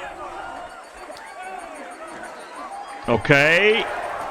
Next up is Demos. Demos, it is now utterly pitch black. It was weird. You could see exactly what was going on. You were right by Leif peering out the window, and now it's pitch black. You can't see your hand in front of your face. You can't see anything. What do you do? I think he would try and like reach out and try and find Leif. Oh, is that your eye? Oh no! Oh, sorry, didn't mean to touch you there. Okay. How do you reach out? Is it with your spear that you're trying to find him? Or... No, he would reach out with his hand. Okay, all right. Yep. Yep. And find Leif, and then be like, "What happened? Where'd you go?" Okay. What happened where you go? I'd give you 3 words back, Pete. Oh, Leif would say, Tarquin's darkness spell? Question mark. Okay. That took, I don't know, 20% of your action. Demos, what are you doing with your remaining 80? I think, yeah. Try and find Leif. Try and find like the wall. No, he's got him. He's got Leif. Just ask. Oh, okay. Then just say, should we move? I'll give you a one-word answer, Leif, and then that's the end of your round. He'll say can't. Can't. Okay. So you're at about 60% left to act, Demos. I don't. Oh no, he'll probably just hang on to Leif and just sort of wait until he's ready and able to move and go from there. Okay, cool. And that is the end of the round. Done. Initiative. Roll initiative. First actor again is Neathanal. You have 2 packs with you, Neathanal. What are you doing? Well, how many other packs are there in the room? And how many can I carry? There are 8 packs in total. And how many can I carry? You've got your encumbrance. You tell me. Well, that just means it slows me down, doesn't it? But can I carry 3 without having to do any crazy check? Carrying 3 where? Or collect 3. So another round to collect a third. So you're collecting a third this round. Yeah, but can I move with 3? Yes, you can move with 3. Doing a maneuver would be tricky. Yep. All right. Okay. Cool. Leif. Leif is going to have another go at Twilight. Cool. Right about now, a window, which is weird because you're in pitch black, the window you're right in front of smashes, and both you and Demos feel bits of glass coming off you. Cool. Give me another roll, please. Oh my gosh. 24. Oh, that should do it. 24 plus 24 minus 30 plus 8. That's a 2. A 1 or a 2 is a failure. I'm sorry, that's another failure. Cool, okay. Give me a roll for the failure. Can he talk? Yeah, give me a roll for the spell failure first. Oh, he's got a roll, that's true. Oh, there's your roll. 97. Roll again.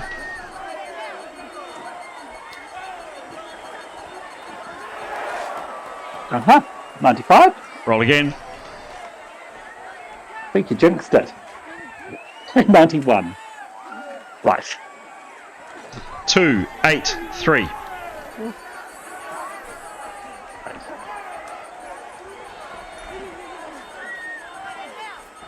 I rolled an 11, a 2, 5, a 14, a 3. 24 and then 3 90s. Do you want the good news or the bad news? Bad news first, always. Nervous disorder. Caster is stunned for 12 rounds and loses the ability to throw the attempted spell.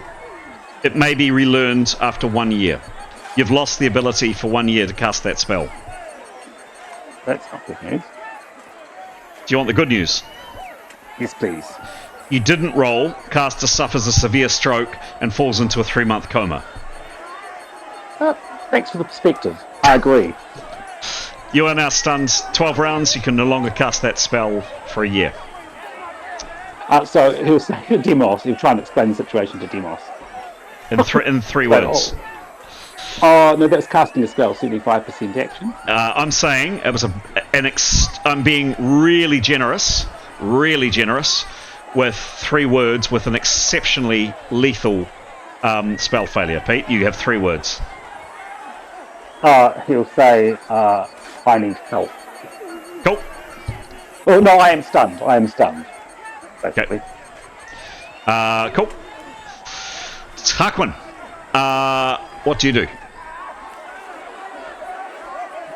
His handler is starting to think he made a critically bad mistake.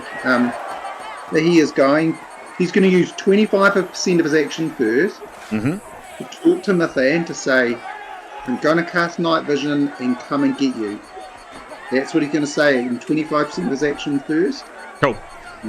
Then he's going to cast night vision again. I'd say to say that to Mithan is less than 25%, so he would have some more action at the end of it. Okay. I mean, he can't see, so he'd use up to his 25% action to place a foot up the stairs, so he's on his way up. Yep. Or to move. So your 25% can be used over the round as you see fit. So you can use some at the beginning and then some at the end or whatever. When I snapcast and failed last time, he just took the 25% off me. That's all. I did. It was a failure. So I think as a failure, it's gone. I'm going to snapcast it. Cool. Go. 94. Nice. Not this time. Nice. So how much have I got left? Hang on. Sorry. So that was a successful spell. You can now see. So saying that to Mithan, saying I'm casting. I'm casting so I can see in the dark. I'm coming to collect you. That's like call it 15%. You got 10% left. Will 10% get me to Mithan? Yes. Okay, I'll take 2 big bounds and I'll gently, say I'm here as I grab Mithan so she knows I'm next to her and can guide her. You're just being grabbed, Mithan. Bet you're loving that. Gently placing one hand upon you. Please don't punch me in the brain. Etienne, you have 2 packs. Okay. Well, in indication of response, rather to whoever it was up there with me to take the other end of Carrios. Right. He will take either the legs or the head. And carrying 2 packs.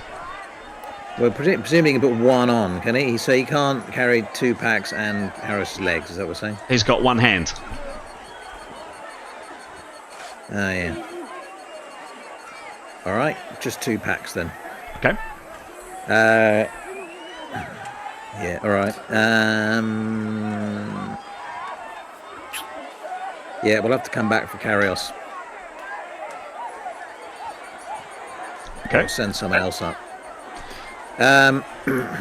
So can Neathanols know she's picked up 3 packs? Oh, we'll come back. Well, I'd say Grey. Look, we're going to have to come back for Carrios. Okay, and so you say that, and the remainder of your turn? Get down the stairs with however many packs he's got. 3 packs, 2 packs. How many packs has he got? He's got 2. 2. Well, he'll pick up another one. Okay. With 1 hand? Yeah, well, all right. Yep, his arm through it. Yeah, okay. And then, yeah. And that's then it. That's him.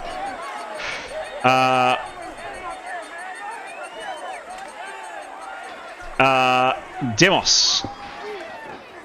You've just heard Leif say, I'm stunned, I need help.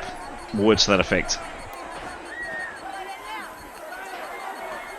Other than that, you're all by yourself in the dark, and there is the sound of an utter chaos outside.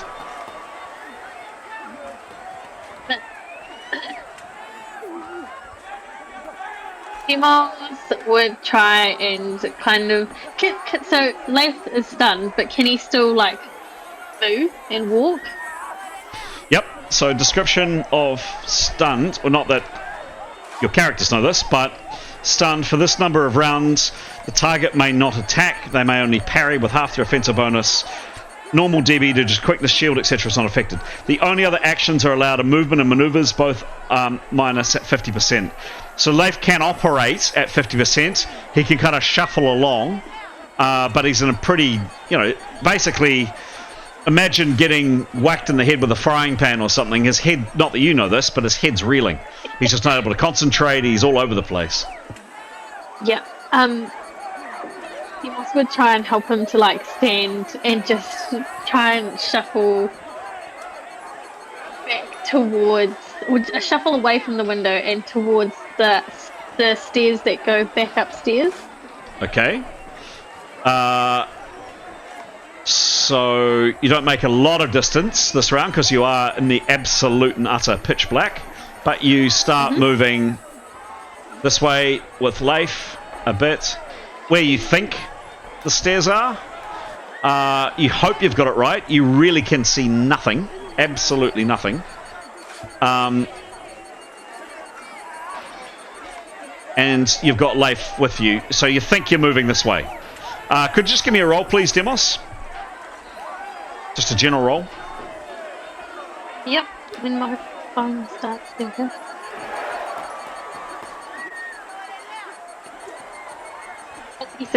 Sorry? 43. 43, okay, that's good to know. Cool, and that's probably about your turn, other than if you wanted to say anything. You just say that, I got you. Thanks. Okay. Next up is Grey. Grey, your one-handed buddy Etienne's just said, sorry, I'm not very handy at the moment, and we'll come back for Keros. What do you do? He's not super keen on leaving her on her own while everything is going on, so he's not going to feel super happy about it, but he's going to leave winging with her to kind of like screech if she can. And he's going to pick up as many packs as he can, and he's going to go as fast as he can so he can come back smart. So the distance we are talking, by the way, so you've got a sense, you guys are there. The ladder that you've very precariously balanced is here. Okay, cool. That's good. Yep, he's going to help us take as many packs to there as he can before coming back for Keros. So you're dumping packs, at the top of the stairs, or I don't know? Yeah, I guess as close to the ladder as we can without getting in the way, and I'm I guess up against the wall as much as we can, so there's a bit of manoeuvring. So in terms of leaving Keros, you've still got adequate vision up here. It's not pitch black where you are. I mean, you're just looking back at her. She's just over here. Yep. So she's cool. not. He's going to keep going. Cool. That makes him feel a little bit better. Okay. Cool. Yep.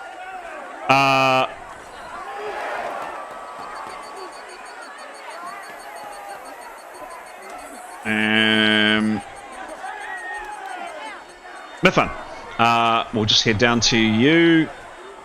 And I've just lost you, unfortunately. I've lost you and... It's the dark. In the dark, exactly. There we go, look at that. Tarquin has politely grabbed you. Mithun will say, don't touch me. Get behind me, put your hand on my back, and we need to back up. And she'll still want to keep her bearings. She might ask for help she wants to place that wall in sort of that semi-diagonal. She is literally casting it blind. So it might end up anywhere, just so you know. So she's going to touch the wall on the right, which is the foundation wall. I think you need I think you need to be able to see where you're casting it. Really? I think so. I think so. What's the description of the spell, please? Wood wall creates a wall of wood up to 10 by 20 by 2. It must rest on a solid surface. It can be burned through or chopped through or toppled if one end is not against a wall. Could someone do a quick Google to find out if you need to be able to see when you cast a Rolemaster spell? I think for a spell like that, you probably do. If that's the case, then we just need to get upstairs then. Well, I don't want to make that ruling if it's not the case, that's all. Pete, as our rules lawyer, any sense? I think it's pardon the pun. It's a bit of a grey area. So I'll do a quick search and have a look, but no, I don't know. I think you she do. knows where she wants it. If she can orient it, she knows it's along this step. She can feel where the step's going. I don't know. She can't. Yeah. Like something like a fly spell or an invisibility spell where you're casting it on yourself, no problem. If you've actually got the magic's got to be determined on where you can. Oh, look! To move the story on, I'll say that you can cast it, but it is going to be random. But in between now and next game, we'll have a definitive answer of whether you can or can't. I guess, she's already visualised. She's there. She saw it before it went dark. She's going to put a hand on the side wall, feel for the banister, and then sort of do her aim in that diagonal. It's not like she hasn't seen the space. She's aware of the space. She's just going to have to go off her memory of where to put it. Yep. Okay. So I might ask for a memory check, perhaps, before you roll. Sure, but Tarquin needs to be behind her. Both need to be behind the wall. So your action is what this round, precisely? To move, if that's exactly where they are, it's to move up a few steps and then cast if there's enough. Okay. Like just slightly behind that banister handle on the left. Well, you move. Maybe up. You move up. Woot, woot, woot. Yep. Yeah, that's about as far as we can get. 1, 2, 4th step. Yep. So it's Tarquin. She can move to the 4th step and cast. She would need to be. If she casts this round, she has 25% action. If she prepares this round, she has 10% action. Tarquin, you can't move this round, as far as I know, because you've done your action this round. Correct? No, I haven't. No, that was last round. Oh, that's last round. I haven't. Yeah, I don't have just, it. Yeah. You still haven't. You still haven't acted this round. I can't remember. Correct. Okay, cool. So, so maybe hold off until Tarquin moves, and then Mithan casts your spell. How does that sound? Yes, please. Okay. Thank you. Cool. So, if you're moving and being guided by Tarquin, you're up to the 4th step where you're wanting to cast. Cool. And then let's see. So, remind me, Mithan, that you have your spell left to cast this round, please. Next up is Tarquin.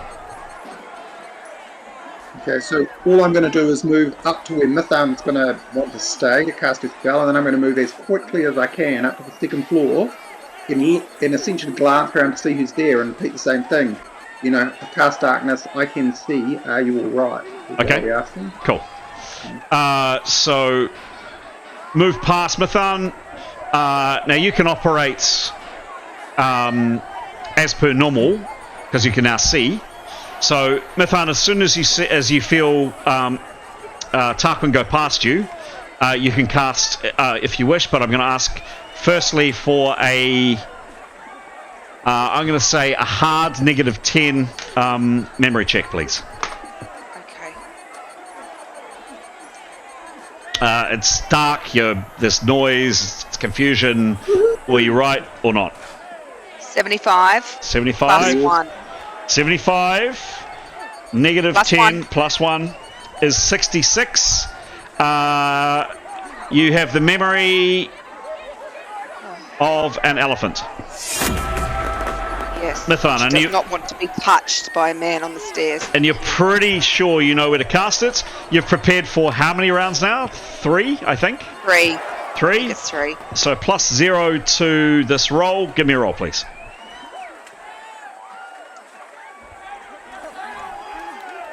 Ah, What was the roll? 39. 39 is not a failure because you prepared. Okay. If you hadn't prepared, you would have got -30 to the roll, but even so, you probably would have made the casting.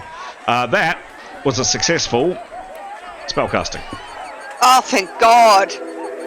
Now, where's it going? That's the question. You think you have put it in the right place. You think you remembered. Cool. So that's the end of your round. Tarquin, you rush upstairs. You see these two characters here, Demos and Leif. Demos is about to walk into a wall holding Leif. They're moving very hesitantly. Okay, so essentially what I'm going to do is tell them to stop. I can see, I can take you by the hand and guide you up the stairs. Okay. And with as much of my movement left as I can, that's what I'll start to do. Okay, cool. Demos, you hear that? I'm guessing you act on that, but tell me if not, and I'll give you a couple of words. Yeah. And if I can, as I pass the steps, I'll holler down to Nathan. I'll come back to you. Okay. Demos? Demos would say Leif's been stunned. I don't know, something like that. Okay. All right. Yeah, we move slowly. Okay, so suddenly this very beautiful, not that you can see it, very, very soft hand. I don't know, does Tarquin have soft hands? I imagine him as having soft hands. Comes out of the darkness, Demos, and grabs onto you, and there's this nice little chain with Tarquin in front. I'll just lock him. Here we go. And talk about the blind leading the blind. And Tarquin first. You can see. Heading upstairs. Then Demos. Oops, wrong way. Just moved you the wrong way, Demos. There we go. Anyway, Demos, you move over, and then followed by Leif. Nicely holding hands in the dark. And you get Tarquin to the foot of the stairs on your turn this round. All right. Next up. Oops. That is the end of the round. Initiative. We're off. The Ethanol, you now have 3 packs in your hands. What are you doing? Just dump them, put them near to the ladder as I can without them getting in the way. Not on the stairwell, but just so people can pick up their own packs. Yep. And then she'll put her pack on if it isn't already. Done. Cool. She does that. Etienne. Likewise. Cool. Leif, you are stunned. You're shuffling along. You've got 50% action to speak. That's probably about it, if you wish to speak. Cool. He'll just say, my spell backfired. Thanks for the help. Okay. Gray, what are you doing? He's got all the packs down, I'm assuming, so he's going to go get Keros. Okay. And I guess maybe asking the Ethanol if she's got 2 hands free that she can help him kind of gently carry her down. Okay, it'll have to be next rounds, but yep. Cool. Yep, that's the plan. Mithan, you are standing there in the pitch dark by yourself. Tarquin has gone. You cannot see a thing. What do you do? Your spell was successful. You don't know exactly where it is, but your spell was successful.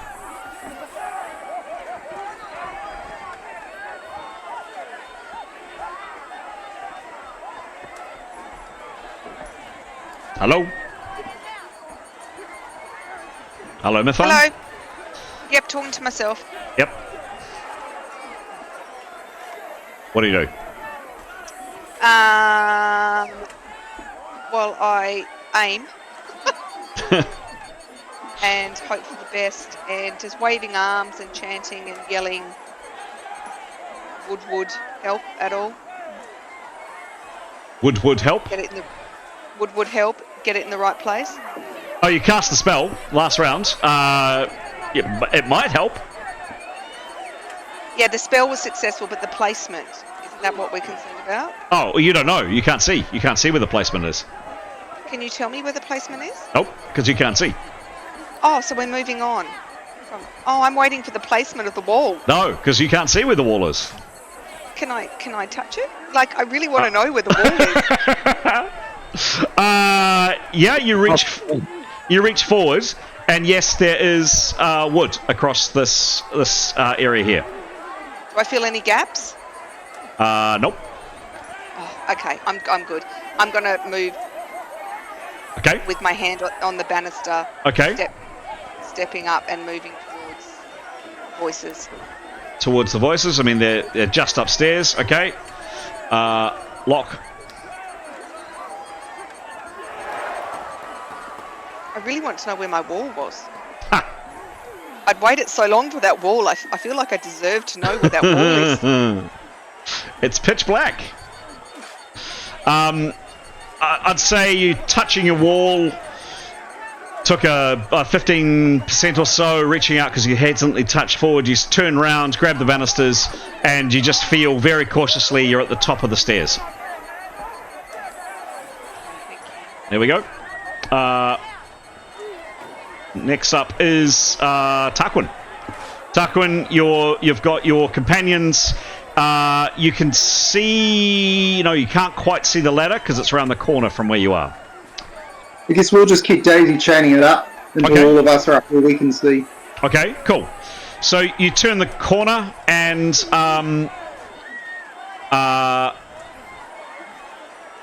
as you turn the corner, Tarquin, of course, you can see your companions at the top of that flight of stairs organising packs, etc. And you've got both Demos and Leif behind you who can't see yet. You continue a bit further up, towing the other two, and then you gingerly bypass the ladder. You don't want to bump this thing because if it rolls down the stairs, that's going to be a pain. You gingerly bypass the ladder, and right at the ladder, you timed it about right. Demos and Leif, you're able to see. Tarquin, you're in the upper story now with... I'm going to say that's probably the end of your round, considering you're cautiously leading two people behind you, not going too fast. That's the end of your turn, but you're in the upper story, and you can see Keros's body and these guys collecting packs and dumping packs, etc., running to and fro here. A very short gap. And Leif and Demos, you'll both be able to see when it comes to your turn. But not much more movement left, if at all. Demos, funny enough, you are next. You can see the ladder, and you probably, along with Tarquin, get to the top of the stairs. You can probably say something if you want to, but other than that, that's probably your action. So is Leif with me? Yes. Yep. So you're Daisy. Yeah, okay, cool. Yeah. Daisy chanting it with Leif, and Leif the same for you. And that is, I think, the end of the round. Leif would say, I've got some stun berries, could I borrow someone else's as well? That sort of thing. Okay. Yep. All right. Next round, I should say. Initiative.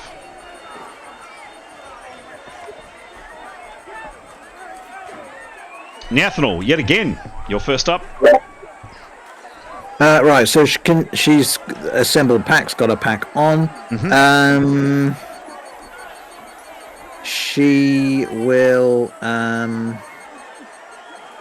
suggest 3 words, someone float Carrios.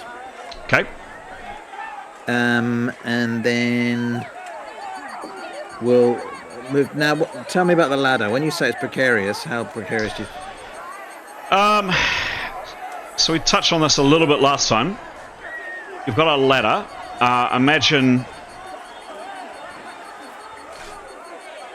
Imagine you've got a ladder that is resting.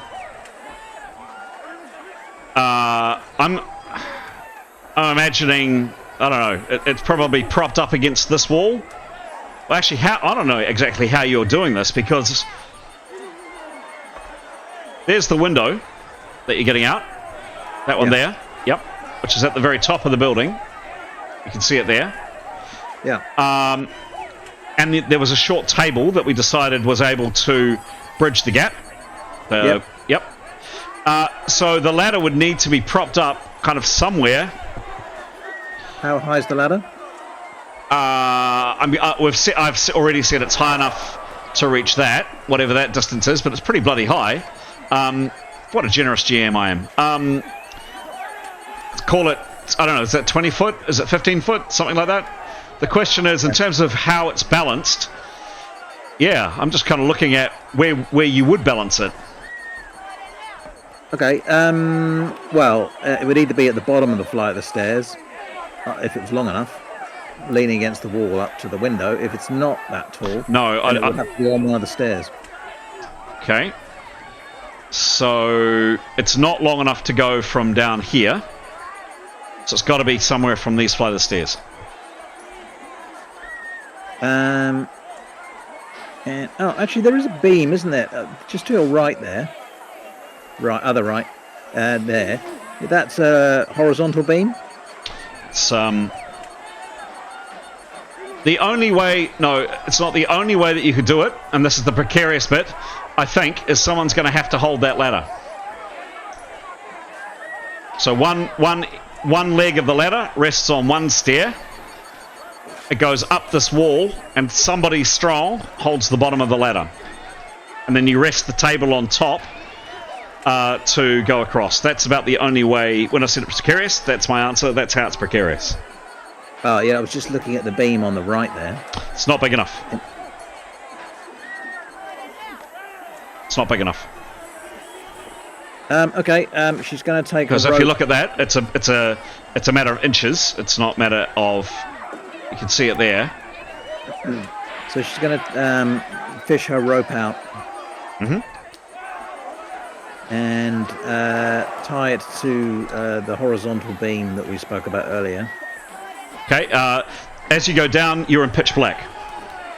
No, not down. Do I need to go down? Yes, because we said you were going to tie it to that beam there, which is downstairs, which is in the black. All right. Give the rope to Tarquin and say, "Can you tie it to that beam, please?" And then she'll instruct a strong person like Etienne to support the ladder from the other side. Okay. And if she's anything, if she's anything left, she'll hold it to the end of her turn, wait for those two things to happen, take the rope, and start climbing the ladder with Etienne supporting one side of it. Okay. If it's still precarious, she'll ask for another person to help. It's going to take longer than one round to tie that rope, by the way. Okay. Yep. Okay, cool. Thank you. Right. So you've given some instruction. Let's see what people do. Leif, you're now at the top of the stairs, and you can now see. You've got 50% action, effectively. Awesome. I think he'll push in his belt pouch for stunberries. Uh-huh. Which is 20%, and where is it? Taking prepared her, I believe, is 20% as well. I think so. Yes. Yep. So he'll take. He will have grabbed all of his stunberries, and he'll take one. He can take one. Yep. Correct. Yep. Awesome. Thank you. Cool. So your 10 rounds of stun goes down to 9 rounds of stun. Cool. Very good. That's your action. You're standing basically just there. Oh, thank you. Out of the way. Out of the way. Yeah? Sure. Yeah, out of the way. Yep, definitely. Yep. Etienne, you've just had instruction to hold a ladder and hold some packs and other stuff. Well, he's just dumped the paps. He'll go down to the bottom of the ladder and support. He's in the bottom pitch. of the ladder. He's in the pitch black. He can't see a thing.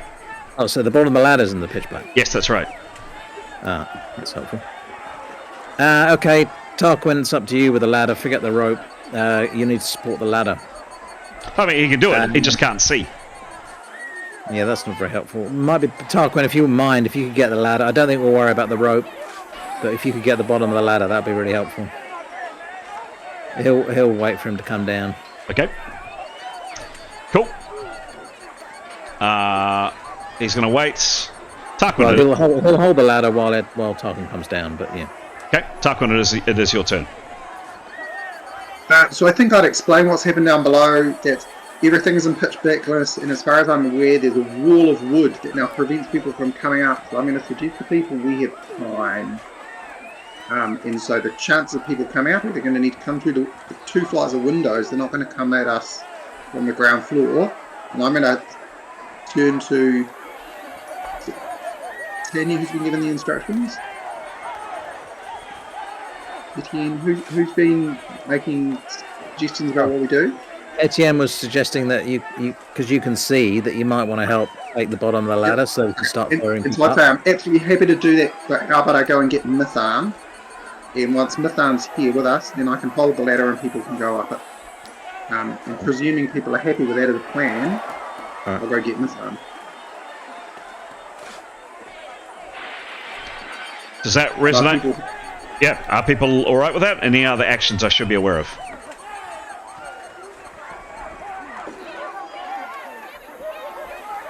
Oh, okay. So I'm going to take that as read. Thank you. So you make your way on your round downstairs, Tarquin.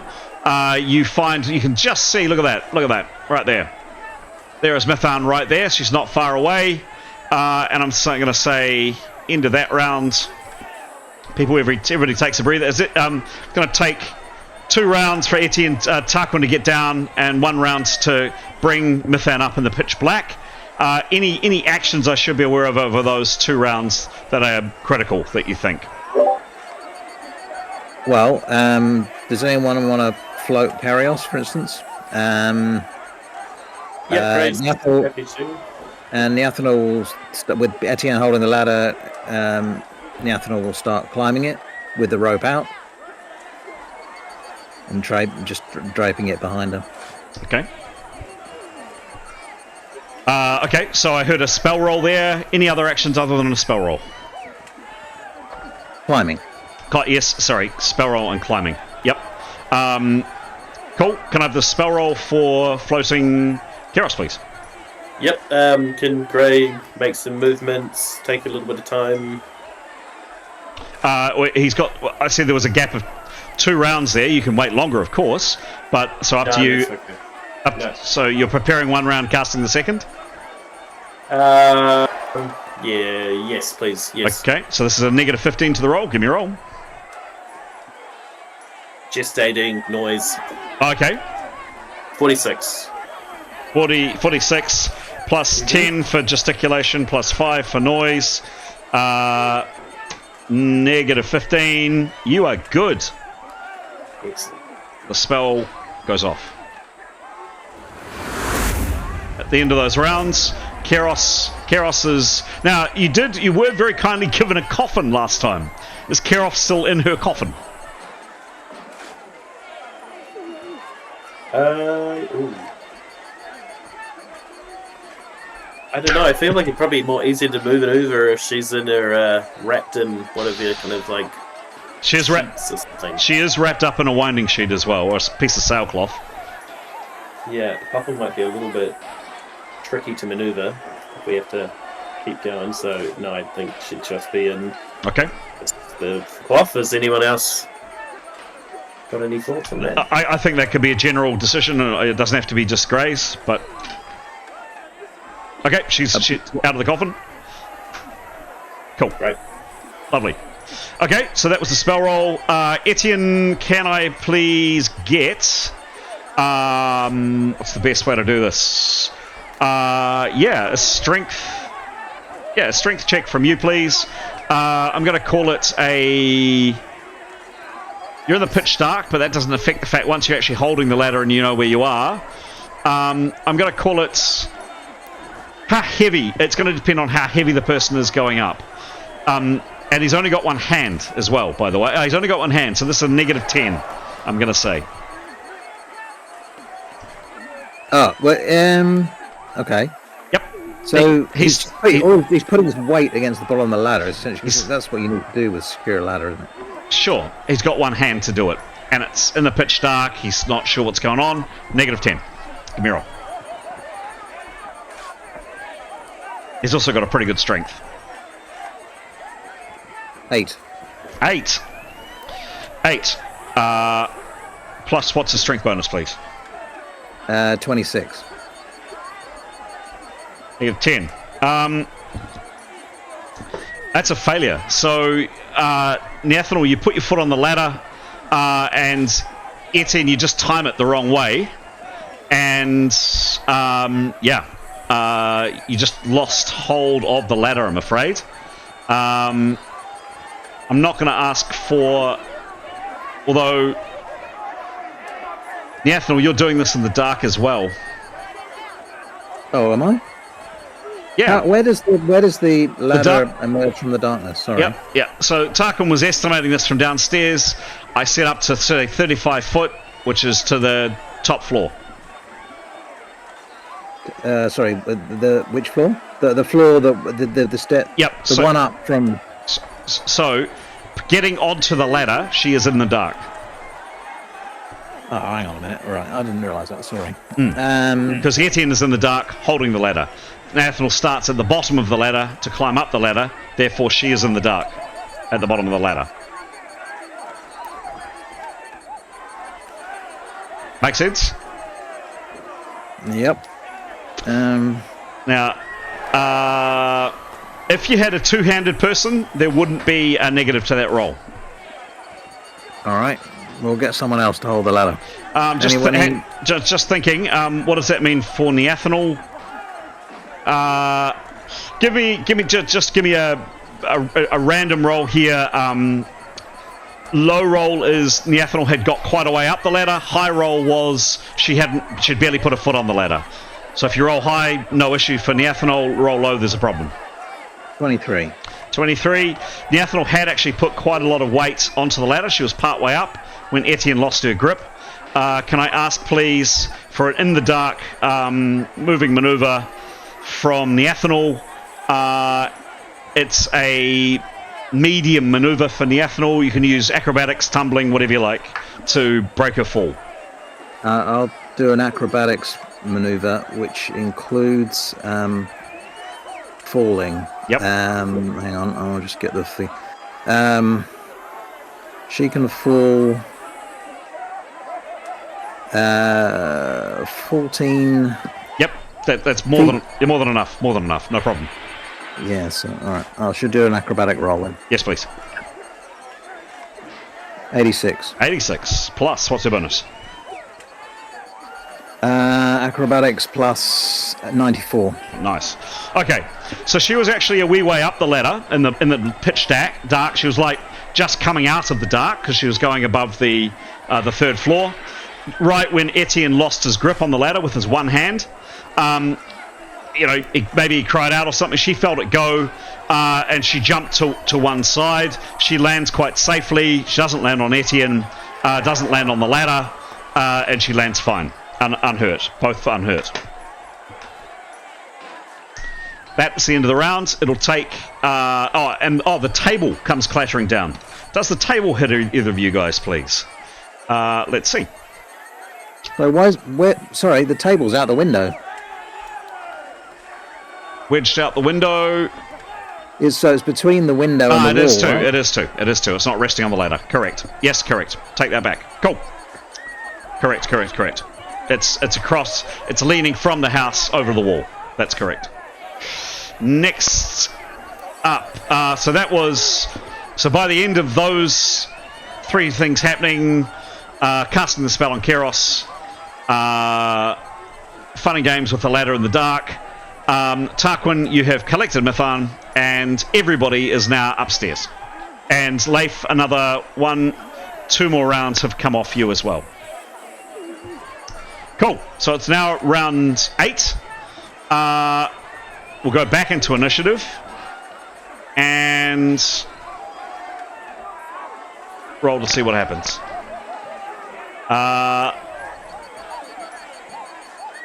Nathanal, you're on the landing. The ladder's by your feet. Not that you can see it, because it's pitch black. And Etienne is also by you in the pitch black. What do you do? Sorry, who's this now? You, Nathanal. We'll come back out and say, can someone else with 2 hands who's strong hold the bottom of the ladder so I can climb up, drop a rope, it'll help us get out. Okay. So you head upstairs and you say that. I'm not going to ask you to move up the stairs. It is a very short distance and you can feel your way up. But yeah, that's pretty much your turn. Okay. Next up is Leif. What are you doing, please? Leif, can I just check the number of rounds stunned? Yeah, he's got another 6, including this round. Yep. So, cool. Cool. He will take a second stun berry. Done. So he's got 5 left, and he will. He's got 10% to talk. Yes. He was based on what he can see. Can 2 people hold the ladder? Sorry. Could 2 people hold the ladder? Yeah, and it would more to the point, you can't see because it's in the pitch dark. Yeah. But when you saw it before, and when you did this before, to put the table up there, definitely 2 people would hold the ladder would make it a lot easier. Yeah, he'll just voice that. Yep. A lot easier. So instead of being a hard maneuver, it'd go down to both people probably making a light maneuver or something like that. Okay, yeah, he'll just say, remember before we had 2 people holding it or something. Yep, cool. Next up is Etienne. Etienne, you are literally in the dark. A ladder has just clattered to your feet. You've felt Nathanal kind of clambering up beside you, and you've just heard her suggest those instructions. What do you do? Just to check, I'm sure we checked this before. Even with all the negatives for his armor, he's still got plus 19 for his initiatives, is that right? He's got a really, really high quickness. Graham. Yeah, he's got an unusually high quickness. Yeah, it's one of his background. That's right. That's right. Yep, cool. Okay. Just really strange that he's in full. Well, he's probably not wearing full plates now, is he? I don't know. He's got plus 42 bonus to his agility. Yeah. Goodness me. It's actually his quickness I'm interested in, but yep. Oh, yeah. Okay. Plus 31. There you go. What does Etienne do, please? Well, I think he heard that. Okay, he's realised he's in the dark, and he's realised he's got 1 hand, so he'll go upstairs and do something else. Cool. He'll go upstairs and wait. Well, he'll change position so someone else can hold the ladder. He will, for want of anything else to do, start preparing. Cool.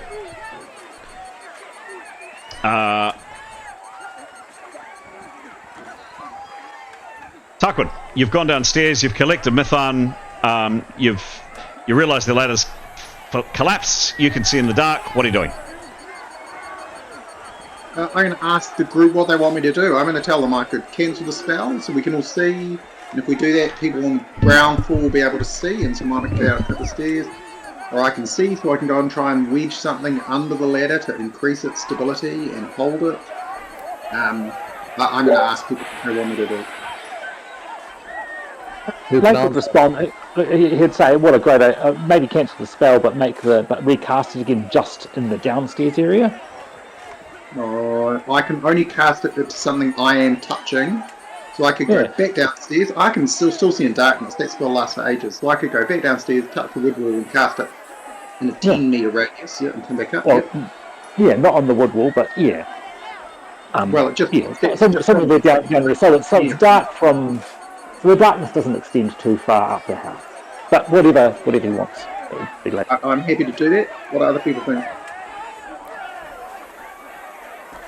It'll probably save a lot of faffing around on it. Yeah. I'll cancel the spell. Okay.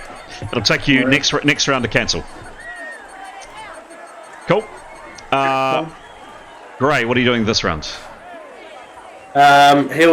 He's happy to be the one to go hold onto the ladder. Okay. Yeah, because he's an elf, so I guess he's got good. Why doesn't anyone sight just in wait the so you dark. can see? Oh, actually, yeah. Everyone that's just probably wait good. around. I'll cancel the spell and then we can see. Yeah, if he's aware that that's going to happen, then yeah. Cool. Maybe Waiting. he'll just wait. Okay. Next person, tell me. Demos, are you doing anything else? Nope. Moving on. No. Yeah, no. Okay. Mithun, you're now up. You can see Leif is looking pretty wobbly. Other than that, what do you do?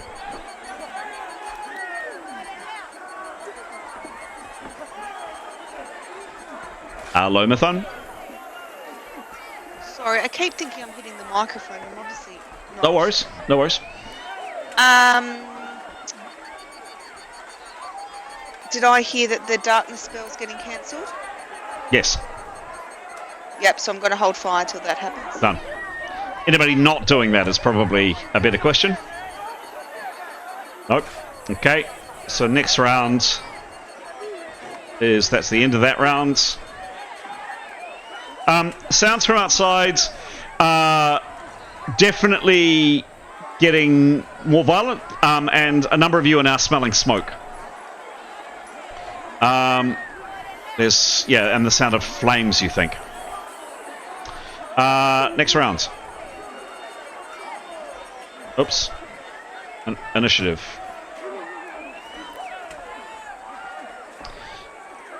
Neathanol, you're waiting for the spell to be cancelled, so you have opportunity action.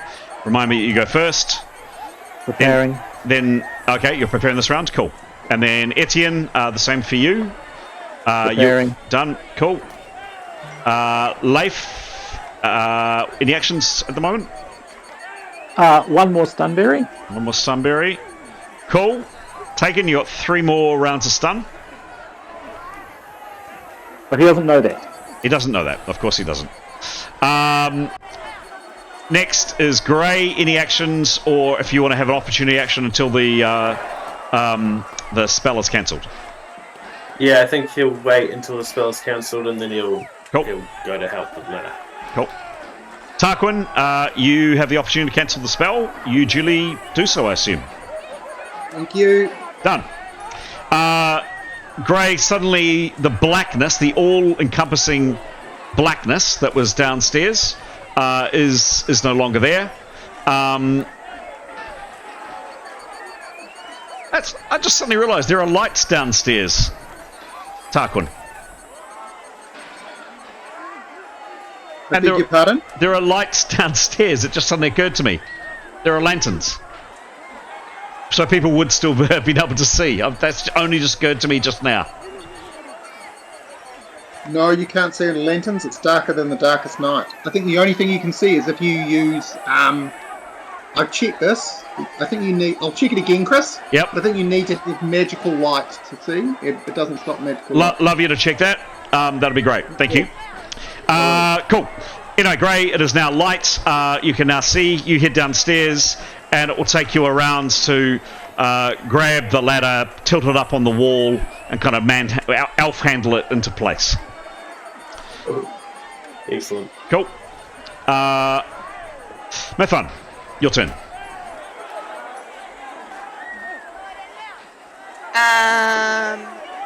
So, sorry, where did I end up? Am I still... Upstairs. Yep. Able to see. Yep. The darkness has been cancelled. What do you do? I want to check if all packs have come down, or if I need to go back and get... Everybody has now accumulated everybody's pack, and packs, Keros's body, the 2 animals, etc., are placed within very short distance to the ladder here. Okay, I guess I'd just be seeing if there was anything I could do. Okay. Or any instructions from people. Okay.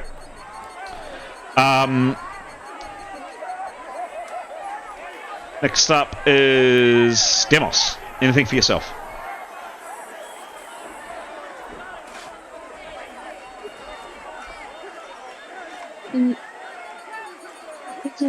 I'd probably just check on Life, make sure that he's like okay. That's probably it. Okay. How's Leif feeling, sounding? Life will say, "Oh, still woozy." And he'll thank Demos for his support. He'll just be really grateful. Okay. Cool. Excellent. And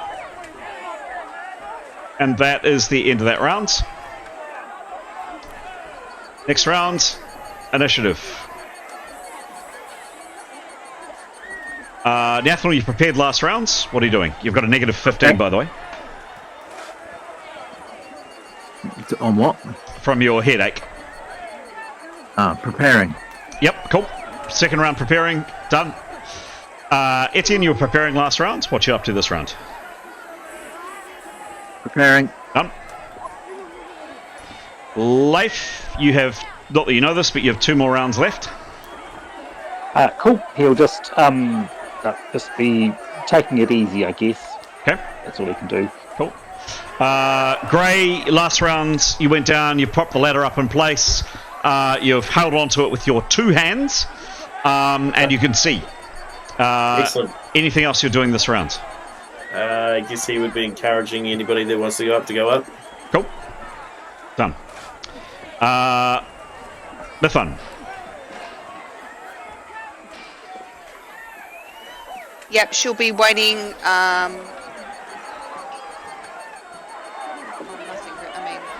Are we going? Go up. Go up. All right, she'll go up. Okay. So to do this, this will be. I'm going to first ask for a climbing roll for the person concerned. They can now see, which is helpful. It'll be 2 climbing rolls. The climbing rolls are very, very easy. I'll tell you what the climbing rolls are right now. Climbing a ladder, they're routine. It's not a particularly stable ladder, so I'm going to say it's easy. Assuming they make an easy roll, and they've got to make 2 easy rolls, one to get halfway up the ladder, a second roll to get to the top. One person at the bottom of the ladder holding it has to make a medium strength maneuver. Otherwise the ladder could fall, but we'll do that after the climb roll. So first, an easy climb roll from Mithun, please. We decided on 2 people, though, I think. I only heard 1 person went down. I heard that Grey went down. I didn't hear a second person. So make a roll, please, Mithun. 9. A 9. What's your climbing bonus, please?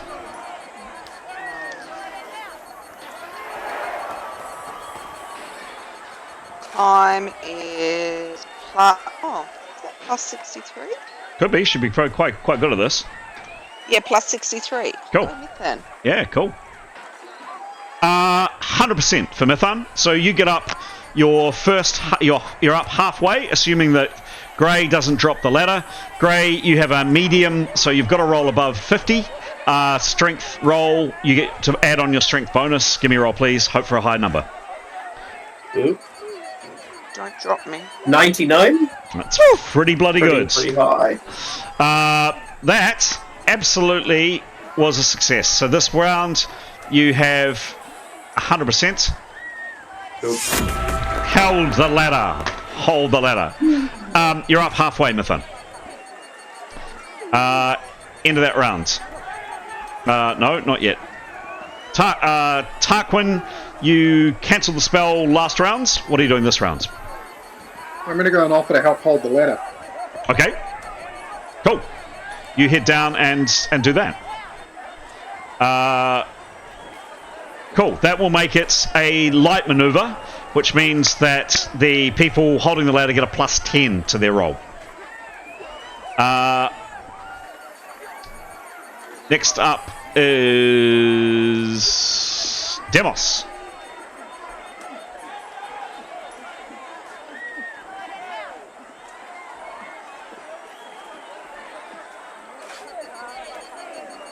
Hello, Demos.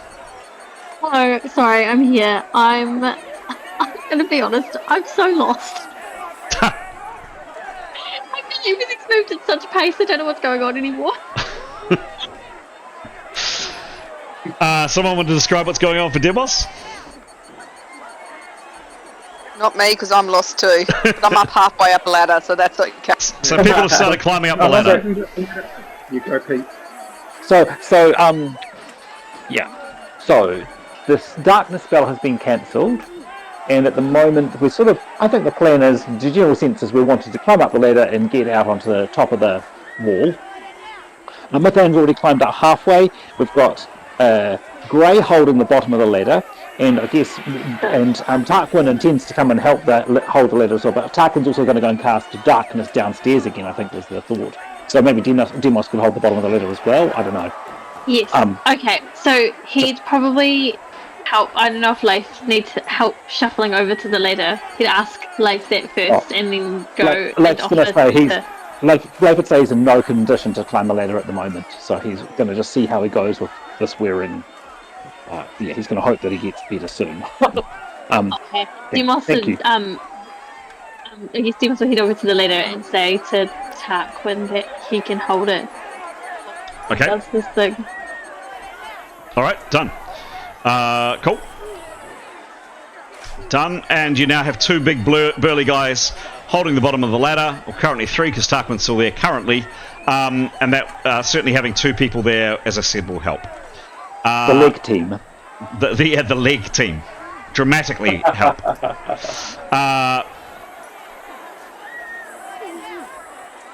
And that is the end of that round. Next round for initiative. It's now been 2 minutes since you started doing this. And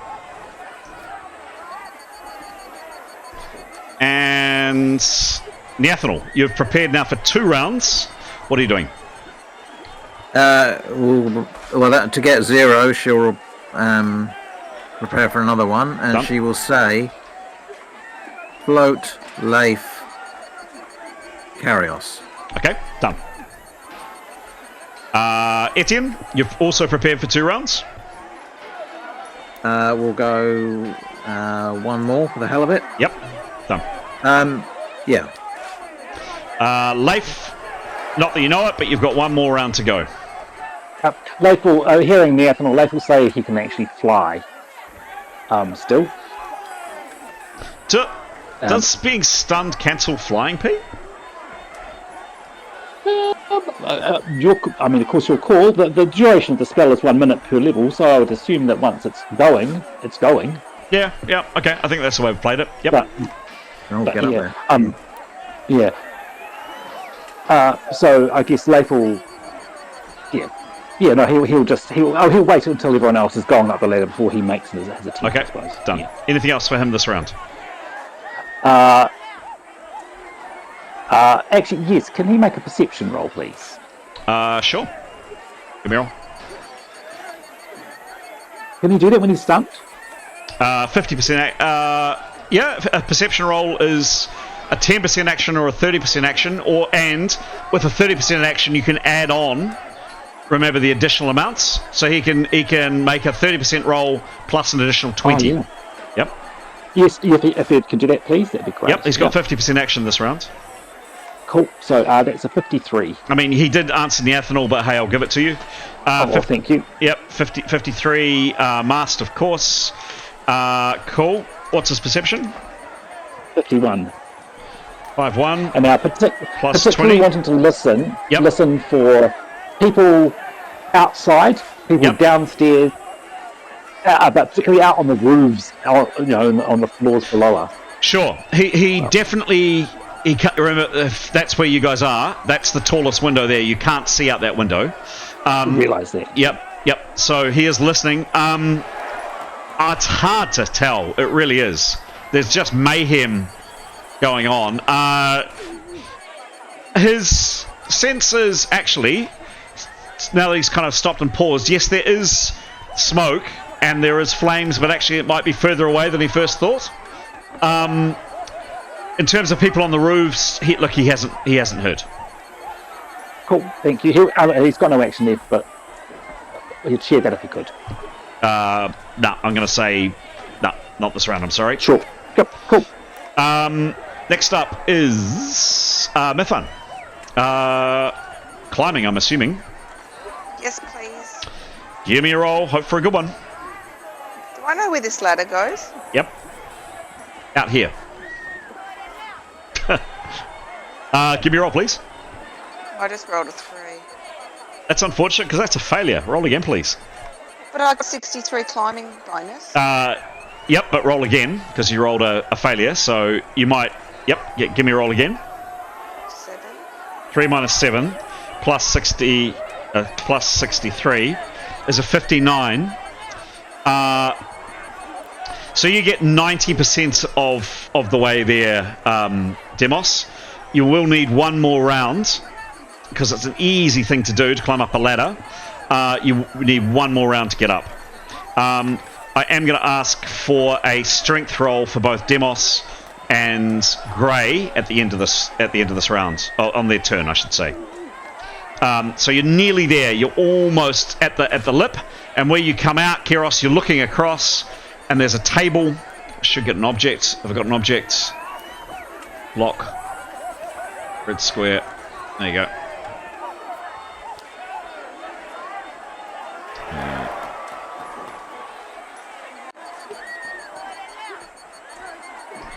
So there is a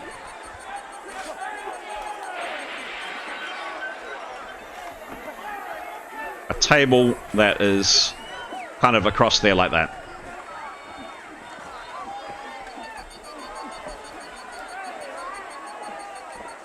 Resting on the window ledge, and the idea is you scramble up the ladder and you hope the table holds, and you scramble across the table, that short gap, and then you're onto the wall. And what happens then, I don't know. Cool. Moving on. Tarquin, what are you doing, please? You've been relieved of ladder duty. Are you assuming you're wanting to be relieved of ladder duty?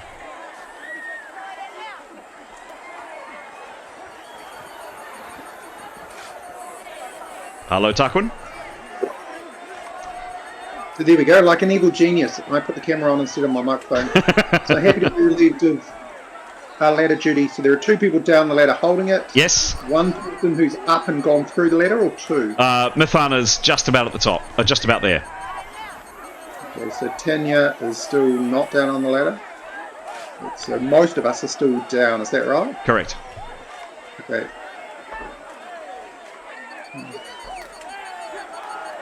He's going to go down to the 2nd floor until he can get to the window. Yep. And then he doesn't need to get to the window, just until he can see through it. Yep. And how much of his action will he have left at that point? He was on this landing. He comes downstairs here. So a very short distance. He can see completely, either in light or dark. I would say he'd have 40% left. So he'll do a 30% perception, and he wants to look at the crowd and see if he can see who's where and if he can tell where the smoke's coming from. Okay, sure thing. Give me a perception roll, please.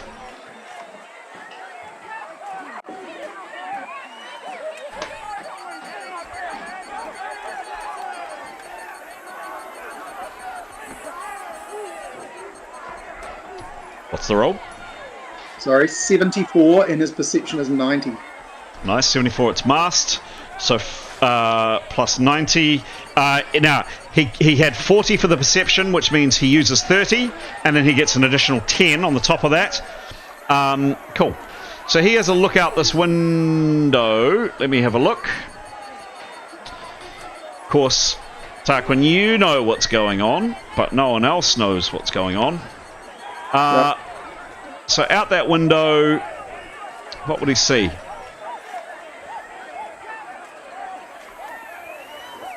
He does see people on the roofs. He does see a few people up on the roofs. He can't quite be sure what he sees, but they're over here. There's fire over here. There it is there. And he can smell it. There are less people at out here and more people on the street, in this alleyway, running in and out of buildings, breaking stuff. There's what looks like a body over here. Yeah, it's a mess outside. It's a real mess. Can you see if people look like they're close to our building? Oh god, yes. Yeah, they're all around it. Yep. And there are sounds of breaking glass. He could just make out people are under where, almost directly under where he is, and breaking glass sounds. You think it's probably the window below you.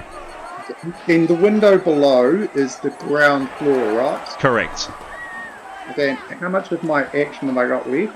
None. And am I standing over the door? No, you're standing over the window. You're standing here. Yep. Right here. Yeah, okay, I've done a bad job of describing myself, but that's okay. Thanks, Chris. I guess that's the end of my turn. Cheers. Cool. Do we have Tarquin? We do have Tarquin. Let's see if I can move him.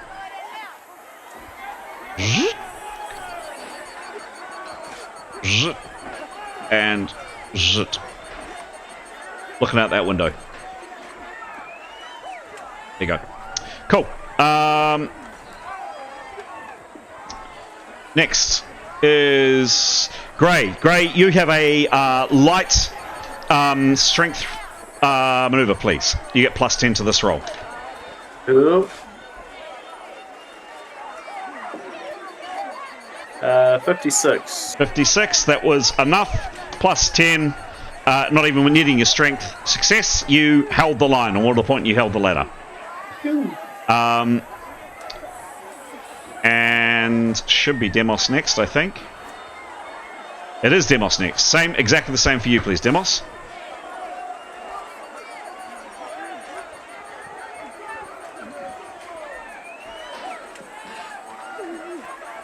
My phone was not cooperating with That's me. alright. All good? 86. 86! Crushing it, Demos!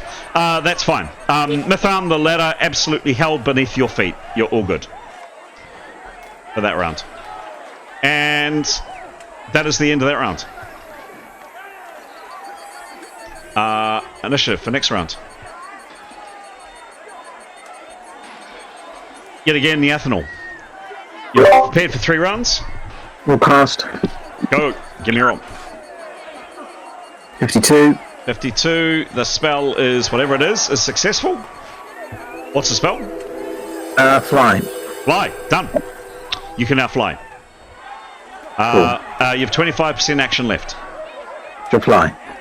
Cool. Trailing the rope behind her, Yep. she will move up to the window. Okay. Mithan's Mithan's like right in front of you. Okay, so I have to let Mithan go first. Is that what you're saying? Correct. Okay. While I'm at the window, is there anything to tie the rope around? Like the window opens, presumably. Let's have a look.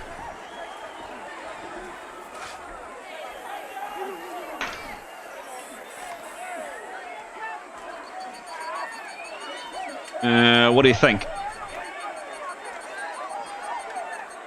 Oh, there's a beam through the centre, right? Yeah, okay. Is that right? No. Well, no, there wouldn't be because we've got a desk through there. So. Sorry. I said that there can't be a beam through the centre because exactly. So that so set of grills. Or? Yes, it would have been, which you've obviously opened. So that's that side. Let's have a look this side.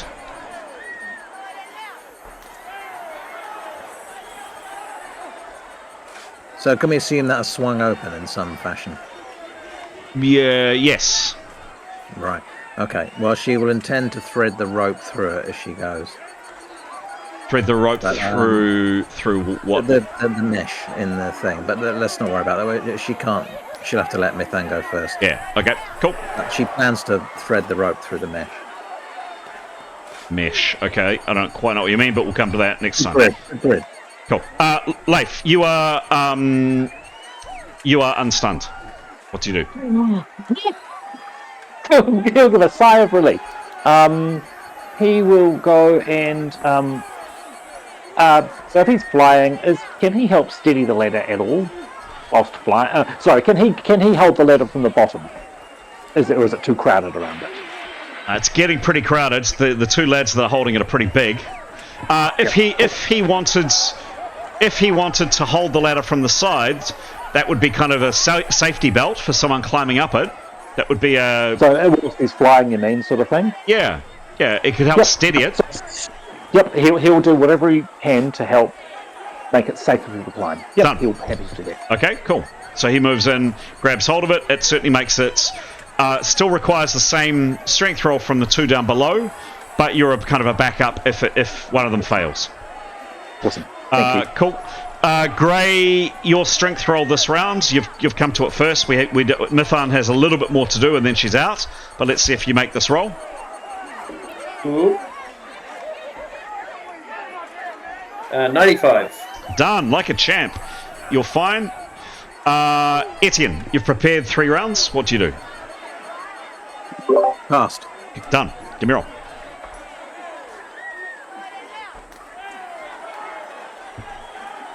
$35. Success. So he casts Inspiring Ways and Inspirations. So everybody within the area of effect, which is 20-foot radius of him, will get a +10 to all their actions. Cool. So that would include Gray. It would include everybody bar Mithan, I think. Mithan and Tarquin. Excellent. Thank you. You've got 25% action left. Etienne, what are you doing?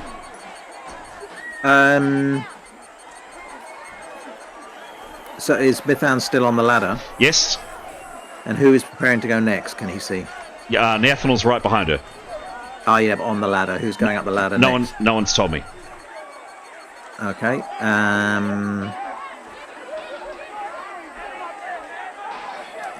Well, he'll go for the ladder then, I guess. If no one else is going for the ladder, then but he won't get on it until Mithan's got off. Sure thing. Cool. Okay, great. He's at the foot of the ladder, ready to go. Speaking of Mithan, it's your turn. You've got a tiny bit left to go on your climb. Give me a roll, please. Okay. Doesn't mean anything, does it? Tiny bit left to go. 71. 71 plus 63, I think, was the roll? Yes. Okay, so that was extremely successful for Mithan to the point of you actually have 120% action, but I'm going to ask for Demos's roll to come forward to see if he holds the ladder, because that is kind of crucial whether or not you make this roll. So Demos, no stress here, but if you could please roll a strength roll so you don't drop your companion, that would be nice. I rolled a 10. That's not a high roll. I know. What is the what is his strength bonus, please? 9, plus 33. Oh, plus 10 for the strength maneuver, plus 10 from Etienne. And that, Demos,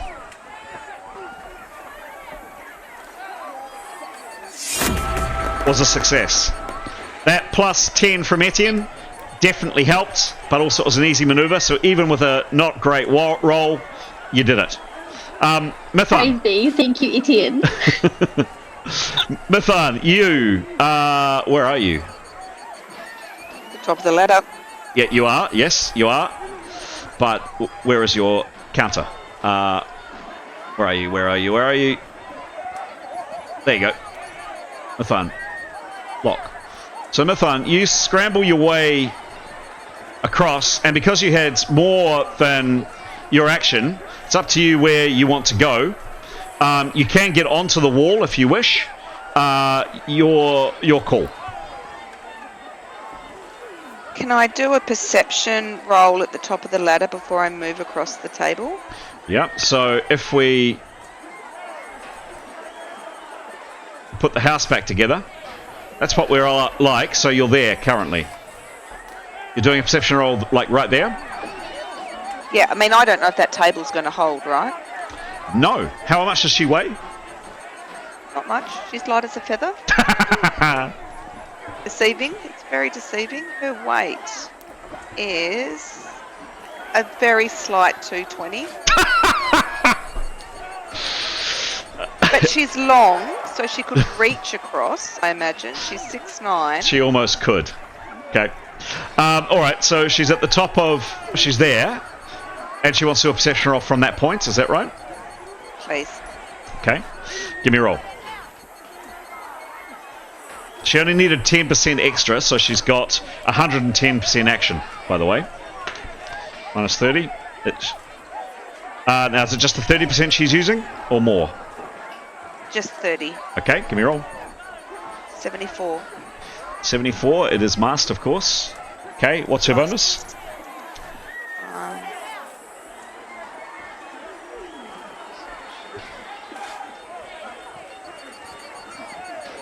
Perception, is that on the back? Perception. Pete, you probably know it off by heart, do you? No, it's general knowledge. Perception's on the skill list, isn't it? Yep, general perception. Oh, there. Plus 83. Which is good. So, what does she see? She sees several streets over. There's like a swampy canal next to you guys right here. So there's a gap of water on that side of you. Absolutely stinks. This canal's quite wide, about 60 or 70 foot wide. And then further on in that direction, where the mouse is, there's more fire and it looks like more trouble in that direction. That's what she sees. In terms of what she hears, there's definitely a lot of people in the street, and there's the sound of breaking glass close by. Could you give that table a little wobble and perceive the strength of the table? I'm gonna say she thinks it might hold. She probably will hold. Yeah. Presumably we've been out here already testing it, presumably, like we did lay it, didn't we? Yeah, she's a big girl though. She's a big girl. She'll attempt to cross it, but if she can reach the wall, put minimal weight on the table if possible. Okay, cool. Could you just give me a general roll here, please? Low is bad, high is good. 17. 17, okay. There is a cracking sound beneath Mithan, and she feels a crack go across the table. Part of it breaks beneath her, but she scrambles across, and she's on the wall. Okay. Is like some of the table come away, do you mean? She's put a crack in it, for sure. She's definitely weakened it. Okay. Whoever's coming next is going to have fun. She's out there now. What do you do? Can she holler down about maybe, is there any planks of wood or... I think Mithan would be the heaviest person in the group, apart from perhaps Etienne in plate mail. Okay. Just repeated weight across it. Yep, okay. Anything else? She's got action. That probably took... I don't know. She's probably got another 60... another 50% left. She's probably going to stay there in case people want to pass packs, or if Keros comes through, or I don't know if we're floating Keros, or just to help people across. Okay. And point out the crack in the table and whether we need some beams or something. Okay. Yeah. Cool. Thank you. Next up is...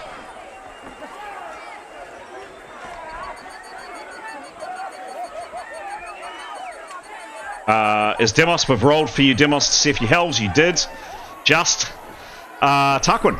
So you're standing at this window here. What are you doing, please? He's going to prepare, and he's going to use his remaining 10% action to basically position himself in the corner of this room. Because what he's going to do, so I can let you know, is cast darkness, and he wants the sphere to be maximally large without getting in the way of the bottom of the ladder. I mean, I think you'd have a pretty good idea of the dimensions now. So he wants to move, the other direction, Chris.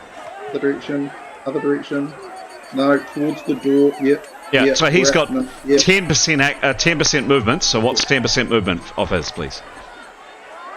What he wants to do is walk as far as he can. Yep. That's what I'm trying to figure out. How far is as far as he can? Well, how do I tell you? You get. He can move at a jog, 1.5 of his movement, and you can move 10% of his normal movement. So his base movement rate is X, and he can move 1.5 times that, and you get 10% of that for his 10% action. So he can move. His movement is 68, so he can move 6.8? Is that correct? Have I got that right? Yep, you got it. Okay, so basically he's going to put himself essentially over the door. No, other way, boss. No, that's as far as I can move. Yeah, but you're moving him in directly the wrong direction. Okay. So you basically move him exactly the opposite direction, so he's as far away from the bottom of the ladder as he can be. Okay. Because when he casts darkness, he's going to create a sphere, and he wants the sphere not to get in the way of the ladder or his crew. That happened last time, right? So, and he wants to maximally cover the bottom of the house and the door that people will be getting in, and potentially the window. Okay. So, yep, I think that's about there would be right. Yep. Cool, done. And he's preparing this round, yep? Correct. Done. Lovely. And that is the end of the round. Initiative. Rolling initiative. Off. Nathanal, you've just seen Mithan crawl past. She's a huge woman, and the table has made a horrible noise. Can you tell me about the coffin, please? Sorry? Can you tell me about the coffin? Cheap, nasty, the equivalent of plywood in our world. The cheapest timber imaginable. Figures. What else in the house is there that resembles a bridge? There isn't anything. That's it. That's it. If you look, there was the round table upstairs. There was the large table, the very large table. Oh, there was the very large table downstairs. You guys took, if you remember, you guys took this little table. Hence, it's not very solid. Hence the reason it cracked. There is that table, but that is a massive piece of wood and is going to require a lot of effort to lay it up, and it's not going to fit through the window. So that little spindly that was your best option, and it's cracked.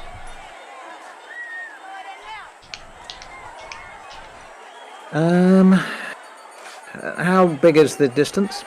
Not far at all. It's really, really, really close. So can it be split? A sec.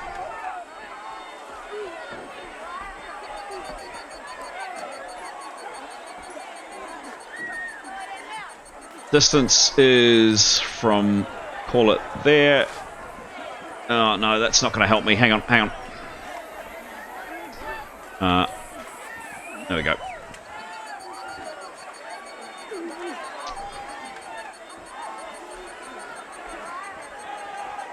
Oh no, further than I thought. Much further than I thought. It can't be that much. Yeah.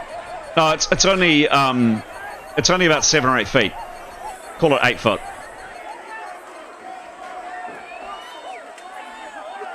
Okay. Nathaniel calls down to.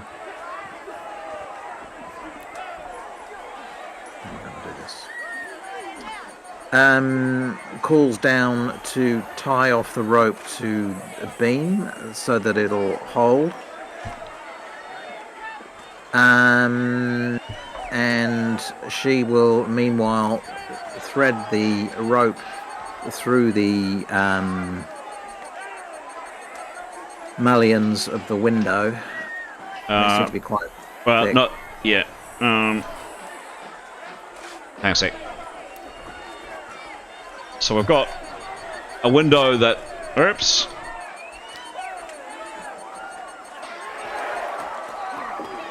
So it's not barred like that, it's shuttered. So it hasn't got mullions? No, it's shuttered. Remember I said before it's shuttered. A shuttered window.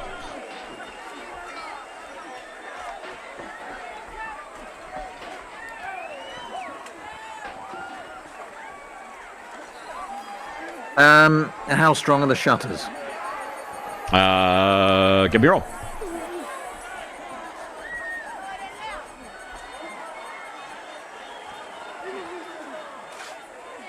Eight. They're flimsy as all hell. They look like they could fall off if someone sneezed. Because, alright, well, I think we're going to have to fly out of here then, people. She calls down. This bridge isn't going to hold. It's too far to jump. You'll fall off the other side of the wall. Can we arrange some fly spells between us all and get a float people out with those flying pulling? Fuck the bladder, it's a waste of time. I thought we'd set this up well, but we haven't. That's what she'll call down. She'll then... I suppose that will be her turn. Okay, cool. Can Leif respond to that? Yep. Leif would say, I can float people. Oh, it is your turn, Leif. Yep. Oh, all right. Oh, okay. Well, Leif will say, I can float people.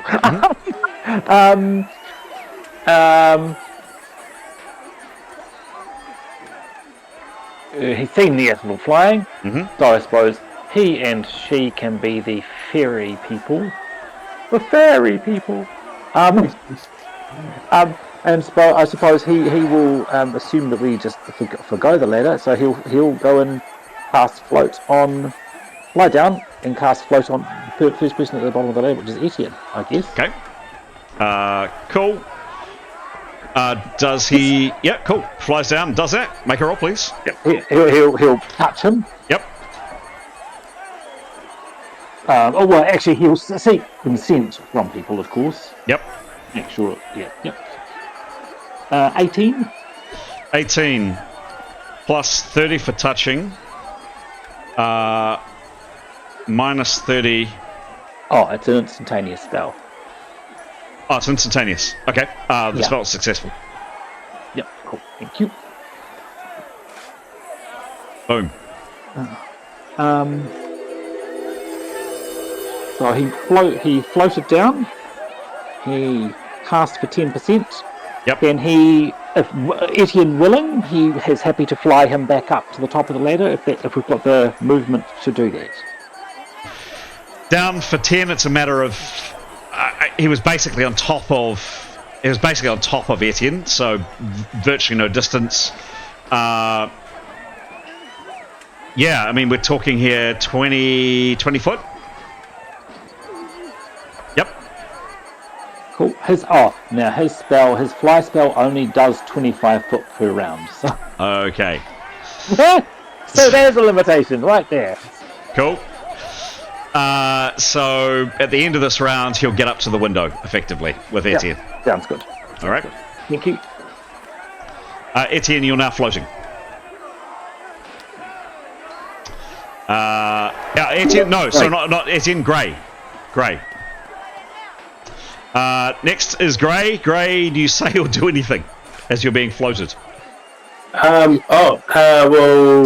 Yeah, I guess Grey could have also floated some other people, but he's happy to float. No, he'll just... so we're floating and holding on to each other, I guess? He would just grab onto who was flying him and just hold on for dear life?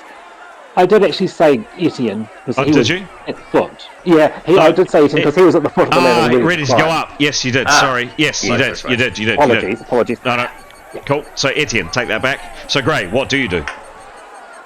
Who else needs to be floated? Because Gray can. He's got a couple of float. Yes. Say again, sorry? Etienne will happy to be floated, yeah. Cool. Okay. Gray? Gray's also happy to help float other people if we need. So what does he what does he do this round? Prepare. Done. Cool. Next up is Etienne. Etienne, you find yourself in your plate armor floating through the air. It's light as a feather. Do you say anything or do anything while you're being floated? No, just thanks. He'll take hold of whatever he can take hold of to steady himself if he needs to. Mm-hmm. And I mean, Nathan will offer to take them out once they're at the window. Cool. Mifan, what are you doing? Just hanging on the ledge. Okay. So with she? Yep. Oh no. Yeah, no, go please. I was going to say, I don't know her spell list, but if there's anyone at the top of the ladder who needs floating, I'm not sure if she's got fly. She may not. Okay. No, she doesn't. I'm not gonna. She doesn't need a perception roll for this. She notices several people up on the roofs. Dancing, one of them's got a wine bottle in their hand, one of them's yelling, one of them's mooning people, someone's just kind of shouting and waving around and just acting like an idiot. This guy's got an axe, no, he's got a club and he's just kind of waving his club around. Yeah, there are people up on the roofs. Oh, she hopes they fall off. Okay. The way they're behaving, they just might. Anything else she's doing? No, she's just waiting for her buddies. Okay.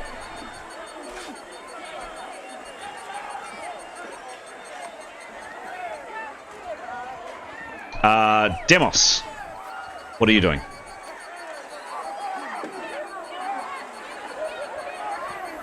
Demos.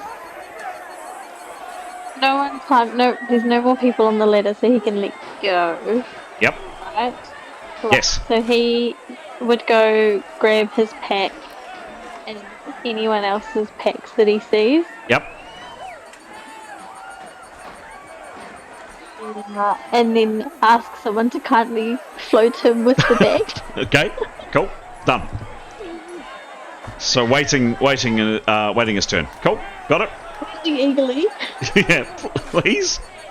Tarquin, you've moved over to the corner as mentioned. What are you doing? So I'm going to cast darkness again. Cool. Give me a roll.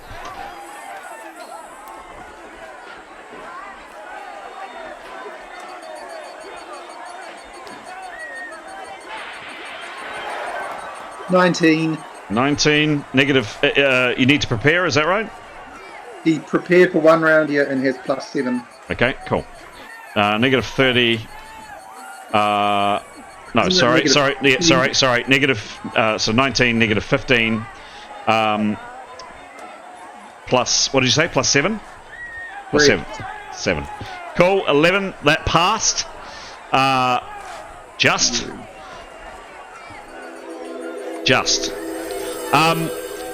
What do you do? It's like football, you only need to win by 1 goal. That's well, it. He will cast darkness. The point of contact is his right foot, and the sphere will be sufficient so it doesn't interfere with my crew upstairs. Yep. That will be the limit of the sphere. Okay. So he's still got night. He can still see. Yep. That should cover the door downstairs. Yeah. And a bunch of downstairs space, and maybe even out into the. Well, it must go outside of the house, right? So it'll just make it harder for people if they want to get into the house, and obviously they won't be able to see into us. So you're doing it from 100 foot around you down, correct? And well, I would love to do that, but I don't think I can. No, you can't. You can't.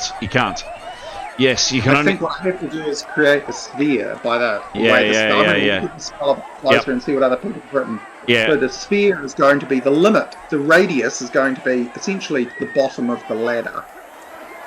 So it doesn't affect my buddies upstairs, which is why I got myself as far away from them as I possibly could. Okay. So I'm going to leave you to tell me how far that is.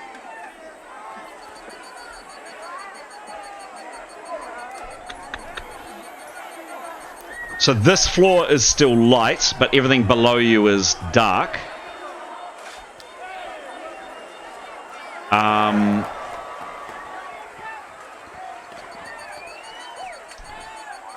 Tricky. So the people in this map are not where they are in this map, are they, Chris? No, They're all over here. Most are over here upstairs. Correct. Correct. Yep. So what he's going to do is darkness will create a ball of darkness that will reach from him to about the steps, give or take. Yeah. But a big football. But it's 100 foot, yeah. Well, like, how far is that distance? It can be. That's like, yeah. So it's from there to there, which is 40. Call it 48 foot. That's how big it'll be then. It can have a radius of up to 100 feet. It's going to have a radius of 40 feet, 40 something feet, wherever that number is. So it spreads out. Absolutely.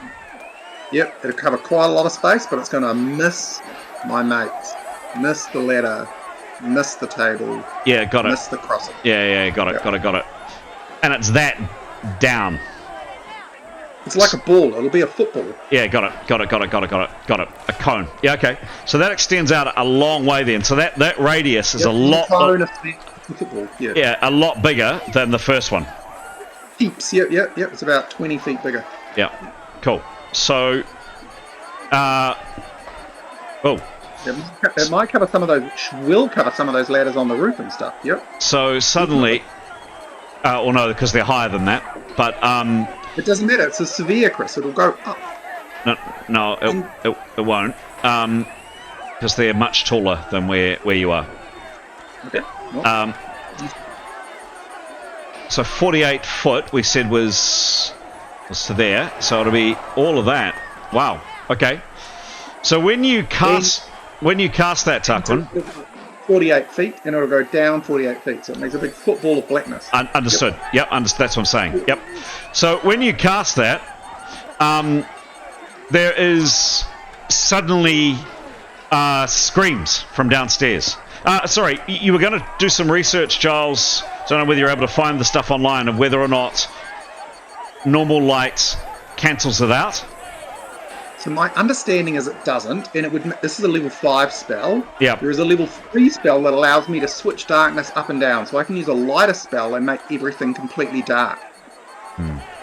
So it makes no sense that you'd be able to just use normal light. I'm almost certain I've read about the spell. Okay. Magical light works in it, but not magical light doesn't. Done. I don't even know what magical light is. But Yeah. So magical light is like projected light that Leif was going to cast. Let's say for the purposes of tonight, it definitely does, and we'll check if you can check that and confirm that 100% for next time. But absolutely, as a direct result of that, you're assuming. There is a sudden gasp from a lot of people, some of them by the sounds of it, and swearing directly below you, like right below you. In other words, people are inside the house. And certainly people out in the street, there's a cry of alarm and shock as suddenly, presumably, their world goes black. that's the end of my... I've got no more movement. I can't do anything else. Oh, yes, I can. I've got 75% movement. Is that right? You got 25%, 25% movement. I'm going to bail as quickly as I can back up to the bottom of the ladder where my buddies are and find out what's going on. Cool. I don't know about the crack table or any of that stuff, so I just want to head back. Cool. So you get there.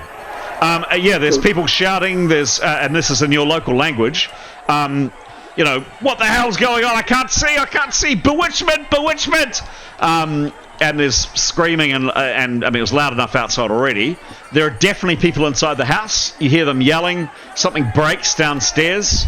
Whatever that did, it's definitely messed up a lot of people's day. And so I guess while Tarquin's running upstairs, he'd whisper a quiet prayer under his breath. and have a big grin on his face. He likes the idea of a bit of chaos. Excellent. Cool. And bearing in mind, it's 12 minutes past 10. I think we'll round this off. That is the end of the rounds. And I'm going to say, guys, I'm happy to play on, but I'm also happy to leave it there. My suggestion is we leave it there. What do people think? Do we want to continue playing or shut it off there for tonight, guys? I'm gonna keep. I've got to get something finished for tomorrow. There we go. That's one down. Others? Yeah, no, I'm go 2, Chris. Do. That's it. I've got a pick day. Cool. And I have to get up at 3. So I'm going to call it there, folks. That was very cool. Great fun.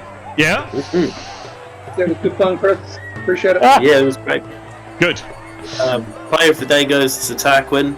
Lots of different things, lots of attempts. Nice. And some great ideas. Nice. Love it. Thanks, Adam. Tune in next time. See what happens. Nice work, guys. Thank you. See you, Good night. folks. See you. Bye, bye. Again. Yeah. Bye. Thank you. Bye. Good night. See you. Oh, great. Sleep well, guys.